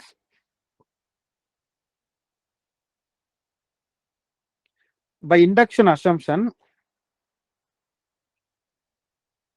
the chain is there. What is a chain? The chain identity. In the group, there is an identity, okay? So that is P power 0. There is a P power 1. There is a P power 2 up to P power k. When P power k, this itself, P power 1, the identity. The identity is here is this one, the identity. So we have P power 0, P power 1, P power 2, P power k. All of the chain, okay? This is bigger. This is bigger. All of them are that way. And also it is normal to the whole. The normal to the whole. Now, if you invert it, we will have a chain. If you invert the A, what you will get under pi? What is pi inverse of the group A, which is nothing but A, which is the identity, which is nothing but A. So we have A instead of P1, identity, which is P0. This all happen in G by. Now I'm pulling back this one guy.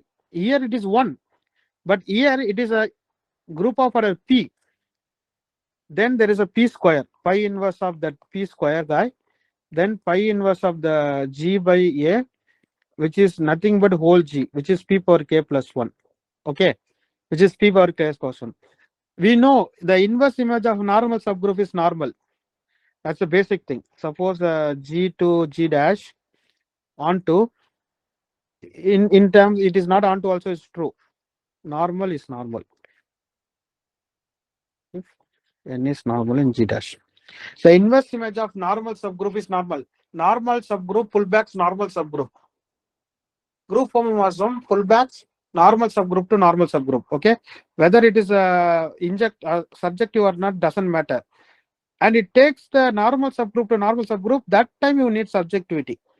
Otherwise, you don't need subjectivity. Okay, so normal subgroup to normal subgroup. So that's why.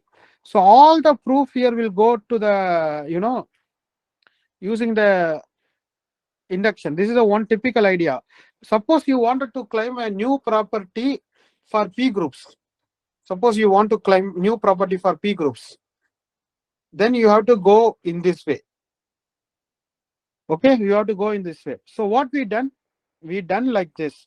Given a P group, we have done.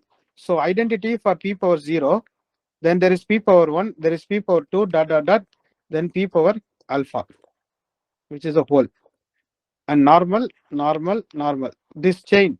Also, each of them are normal in the whole. Each of them are normal in the whole. Okay, each of them are normal in the whole. So this is needed. Let's now go back to the question, solve the question finally. Okay, let P be a prime number, let G be a group such that for each G belongs to G, there exists a n in natural number such that G power P power n equal to 1. Which of the following statement is false? So first one, if order of G is P power 6, then G has a subgroup of index P square. Yes. That's what we done, no? The group of order is P power 6. We showed that P power 0 there is 1, P power 1 there is 1, P power 2, P power 3, P power 4, P power 5, and P power 6 is G, which is identity. And everyone is normal. Everyone is normal in G. So doesn't matter is normal or not. What we want actually, the index. Look at this. G by H4. Order G by order H4. Order G is P power 6, it's P power 4, which is 6 minus 4, which is P2. That's it. That's the question. We have G. See, I know by intuition you may not get it, but I wanted to make everything so precise. Okay, I wanted to make so that if you go to the interview or somewhere, you can be explaining. Sometimes you may get it intuitively. Okay, let's go to the second option. Order of G equal to P power 6. G has at least 5 normal subgroups. That's what we proved, no? Everything is normal. 1, 2, 3, 4, 5, 6, 7. We are getting 7. So at least it has a 5 normal subgroup. So 5 non-trivial normal subgroup. In fact, proper non-trivial 5 thing. So in general, if P is alpha, okay, we are getting alpha minus 1 proper non-trivial normal subgroups. Proper non-trivial normal subgroup. Remember, this is the observation. That's what they are saying. So true. This one is true. This one is true. Center of G can be infinite. I will come little bit later, but let's go to that. There is a G which P power 6, exactly 6 normal subgroup. Wrong. Identity P1, P2, P3, P4, P5, P6. 1, 2, 3, 4, 5, 6, and identity. At least 7, exactly 7. So this is false. This is the answer. This is the answer. But one thing is very odd man out. You know the odd man out, right? We used to play in the school days. All of them are about finite thing. Suddenly something comes about infinite. That means that requires a simple treatment. I have 2-3 minutes. I will tell you. This is my IMSc interview question. I will tell you. Look at this. S1. Remember that option. What is a B group? General definition of P group. I gave you the finite definition. General definition of B group, that a group G is said to be P group if given any element in G, there exists a prime and n belongs to natural number prime such that A P power n equal to identity. So that's exactly what they are given. The definition, they wrote the definition. Let B be the prime, G be the group such that G belongs to G, there exists a n such that P or n equal to 1 identity. Which are the following? Exactly the definition. They gave the definition. So do you know any P group which is infinite? Anyone?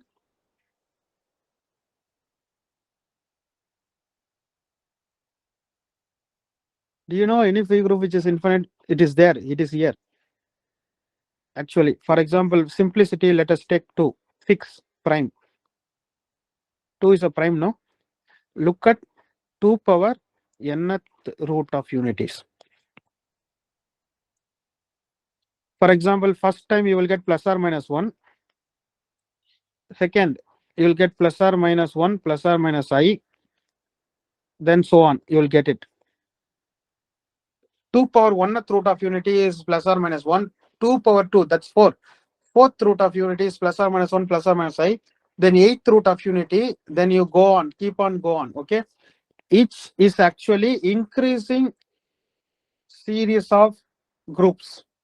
This is 2th, this is 4th, 8th, 16, it will go. So union of them is actually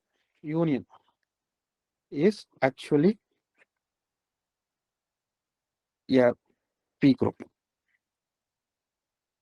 Because you take any element, it's going to be 2 some power root of unity, 2 some power root of unity. Okay, any element, a typical element, you can write it. In fact, so this is a P group, and you know S1 itself is abelian. No, what is S1 in complex plane?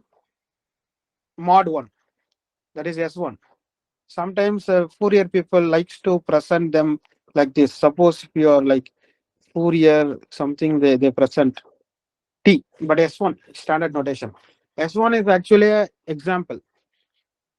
It's abelian. So this is a P group and it's abelian. So the center is itself, so it is infinite. That is the thing. I am damn sure half of you may not even know. Sometimes people construct this P cross, P cross, P cross.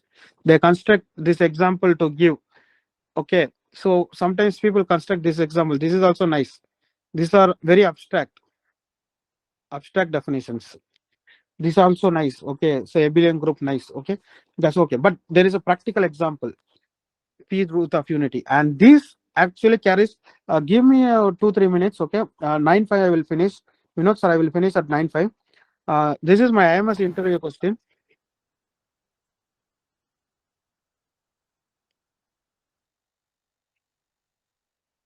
This is my IMS interview question. Does there exist a group G infinite, but all of its proper subgroup is finite? Unfortunately, I was not able to do. I didn't even get the question. This is asked by my guide at my interview 2016.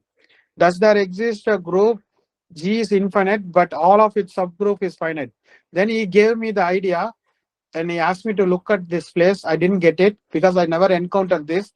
At the time, there was like, there is no math group I was involved. Unfortunately, it started after, I think, me, 2017. Okay, I was not involved, but some people from IMSc helped me. Still, this is very like hard example. In the interview itself, Professor Vijay Kodiyalam said that this example is not easy, but knowing this example is very important. Okay, does there exist a group which is infinite, but all of its subgroups are finite? Proper subgroups, yes, because this is a group. This chain is very important. If you miss at least one element, the chain will be broken. If you miss at least one element, the chain will be broken, and at the point it will be finite. Okay, so I wanted to give anyone who is really interested, look this example. Okay, in fact, 2 is not special. You take any prime. P power nth root of unity. This is very useful and needed at the end of the Galois theory. Galois theory, to understand Galois theory from a very basic perspective, different perspective, this kind of examples are very much needed. Okay, so yeah, so let's stop that point. And I just wanted to say a couple of things here. I'm sure you can do this. 3, 4, 5 we are done. And you see exactly the thing, no? We got it. We say that this is a P group. Up to this point, it must be P. And we know that in the P power alpha, there are alpha, at least alpha plus one normal subgroup itself exists. So we have 3. So that means alpha must be equal to 2. Alpha cannot be 1 because it should be identity of that one. Alpha cannot be more than 2 because alpha plus 1 is exactly it will be more. So it will be alpha equal to 2. Okay. And I said that we can use fundamental theorem of abelian group, but at this point you don't need. Okay.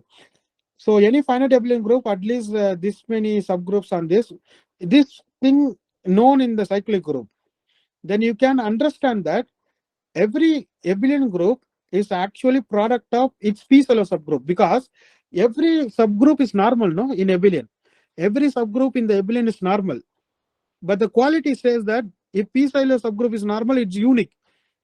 If it is unique and normal, and you can see that it's products.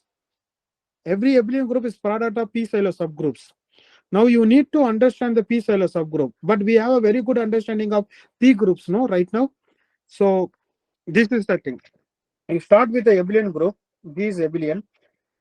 Then it's product of p-silo. The question is that I will give you the divisor of this thing. Can you find a subgroup of that? Yes. Take the divisor. You take, suppose this p-silo goes like this: p power alpha 1, p power alpha 2 up to p or alpha. Suppose like this. And we got the corresponding silo. H1 for this, H2 for this, HR for that product. Now D is given. D divides the order G. That means D looks like P power beta 1, beta 2, beta R. So beta I less than or equal to alpha I and 0. Just like what we are dealt. Then P group. Just now we understand about P group. Check. For this there is a subgroup K1. For this there is a subgroup K2. For this there is a subgroup KR. Product that. You will get it. So the converse of Lagrange's theorem holds in abelian group.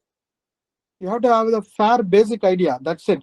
Use the basic idea, mingle with the greater idea, you will get all the results. Okay. Yes. So let me stop here at this. Thank you, Jay, for this nice session with a collection of good problems and also with a lot of informations and inspiring observations regarding group theory. Now it is the time for participants to share their feedbacks and ask their queries. Yes. Participants are requested to introduce themselves before asking the questions or sharing the feedback. Yes. Good evening all. My name is 𝔸𝕊𝕀𝕝. I'm a second year undergraduate student here in Ernakulam. So today's class was a bit hard for me because I'm only second year and be learning for third year. I'm pretty sure that the concept I grasped till now will help me to build a much more better understanding when the classes are going. Thank you very much, sir. Thank you very much, sir. Everybody have a good evening. Thank you. Thank you, Ramakant. Yes, others.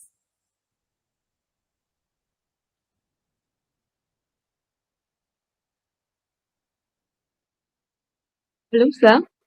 Yeah. Good evening, sir. My name is Shikha Kumari. Right now, I'm preparing for CSIR NET. Sir, your class was really nice today. Sir, your theory, you explained each and every step and in a detailed manner. It was easy to grasp. Thank you, sir, for taking out time for us. Thanks a lot, sir. Thank you, Vinod, sir, for organizing such sessions. Thanks a lot. Thank you, Shikha. Okay, participants, feel free to share your feedback. And also you can ask your queries. See, I am also a student. No, I like to share than teach. Teaching merely a transformation of information, but I like to share. So there is something that I can learn from you. So somebody asked some question. No, that was very nice, and I'm really appreciated. Some of the questions are asking because they grasp some of the idea. That's why they are going. So that's why if you talk, I will also learn. Okay, it's two way. Interactions are very much needed.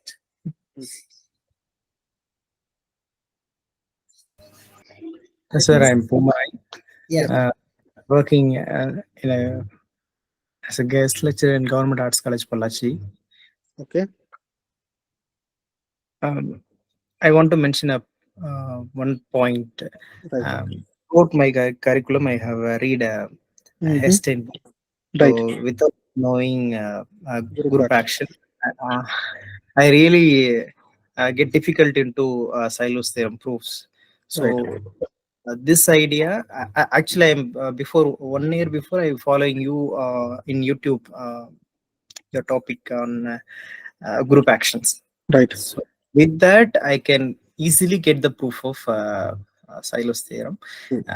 You are giving in both versions, English and Tamil. Tamil is very useful to me. Yeah.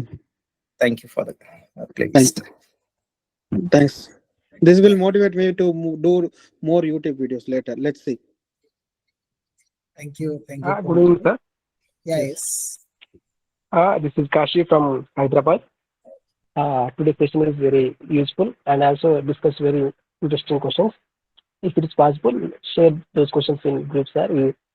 Those are helpful for who are preparing for CSIR NET GATE for further exams. Right. Thank you, sir. Excuse me, sir. Sir, I have one doubt. Yes. Sir, I know that there exists a group, simple group, which is infinite, but I don't know how to construct that. Yeah, can you please tell? So the one of the known group is a Thomson group. Even defining the Thomson group itself not easy. But in the finite sense, it is very interesting. There are 4 series. Okay, one is this P groups. One is P groups. Okay, that is a series. P means that cyclic order P. That is simple. Another one is ANs, where n greater than or equal to 5. The another one is this one. There is something called Lie groups, Lie type. PSLN, there is something called Lie type. People try to understand them from a Lie algebra. Then there are 26 groups. This is very surprising. There are 26 groups which are not fit in the list. This is AN is a series, Group of Lie type is also serious. This ZP, cyclic group order. This is also serious, right? It is indexed by some numbers or some natural number or prime numbers. But these 26 groups are not indexed. That's why it's called sporadic group. I'm not pronouncing correct. Sporadic. Okay. There are 26. Among the 26 group, there are few groups are there which is known as Thomson group. We need to understand them concept in order to go to the general definition, because general definition is slightly very hard, and right now research is ongoing.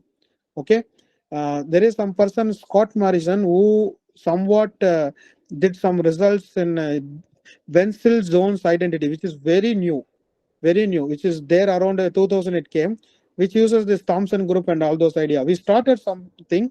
Understanding Thomson group requires understanding of finite level of Thomson groups. Okay. So I feel like every infinite groups has some finite connection. Today we saw the definition for finite group P group is nothing but P power alpha. Alpha is a natural number, P is the prime. But if you go for the infinite group, it's not. It's inspired by the finite group and it's done in a way. That means every element there is a prime number and natural number associated such that G power P power n is equal to identity. That means that particular number generates a subgroup which is finite P group. So one can say like that. Infinite P groups is nothing but each element generates finite P group. So can you see the connection? The way we are defining is difficult, but the connection, after certain little bit of understanding, every element generates finite cyclic group, correct? So that's how one can go. So there is a Thomson group you can understand. That's little bit easier than the all, but infinite other thing I don't know, at least myself. Sir, can we construct like this as you were told at ANs? The countable union of ANs from n greater than equal to 5. Possibly. You are saying that AN sitting inside AN plus 1, that is sitting inside AN plus 2. So in that union, they are embedded. It's like exacting. Maybe possible, but the A infinity, that is known as A infinity. Similarly, S1 sitting inside S2, S2 sitting inside S3, ... This union is S infinity. Okay, this is called S infinity. It has also interesting power. We can also think of A infinity as a sub of S infinity. One can ask the question, but I don't think so. A infinity is simple, because I never seen any result like that. Maybe we can check. Okay. Okay, that's good idea. Good idea. At least you got the exaction increasing. That's good. I'm appreciated. I'm appreciating you. Okay. Okay, thank you. Thank you, Anandi, for your nice words in the chat box. Oh yeah, there are chats, no? Yeah. Any others?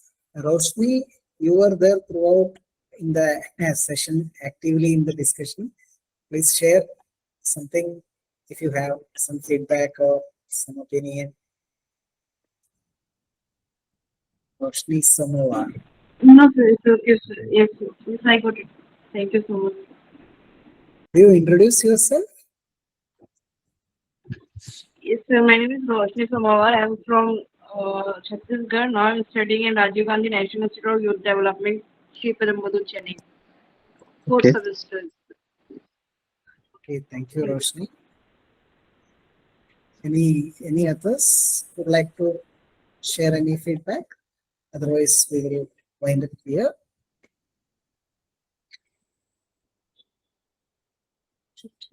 Thank you, Jay, for being with us again. Yes, I sir. request you to have more sessions in our platform. Definitely. I love to. After some time, that about ring theory, I am planning. I collect the ring theory thing, and possibly I can prefer like this. I will send you the notes and this presentation Okay. and this handwritten notes. Please Okay. share with them. Yeah. Yeah. Also, that there is a community I started. No, after seeing you, inspired by you only, I started that something called Jackal Math Community. That's about that. It's about fairly for group theory and algebra initially. Okay. So there is a community people can join. Already you shared that thing. Yeah, people can join. Okay. Okay, sir. So, Thank you. thank you, Jay. We will share the materials given by you along with the video recording of this. Right. Okay, let us find it here. Good night, everyone. Good night. Thank you.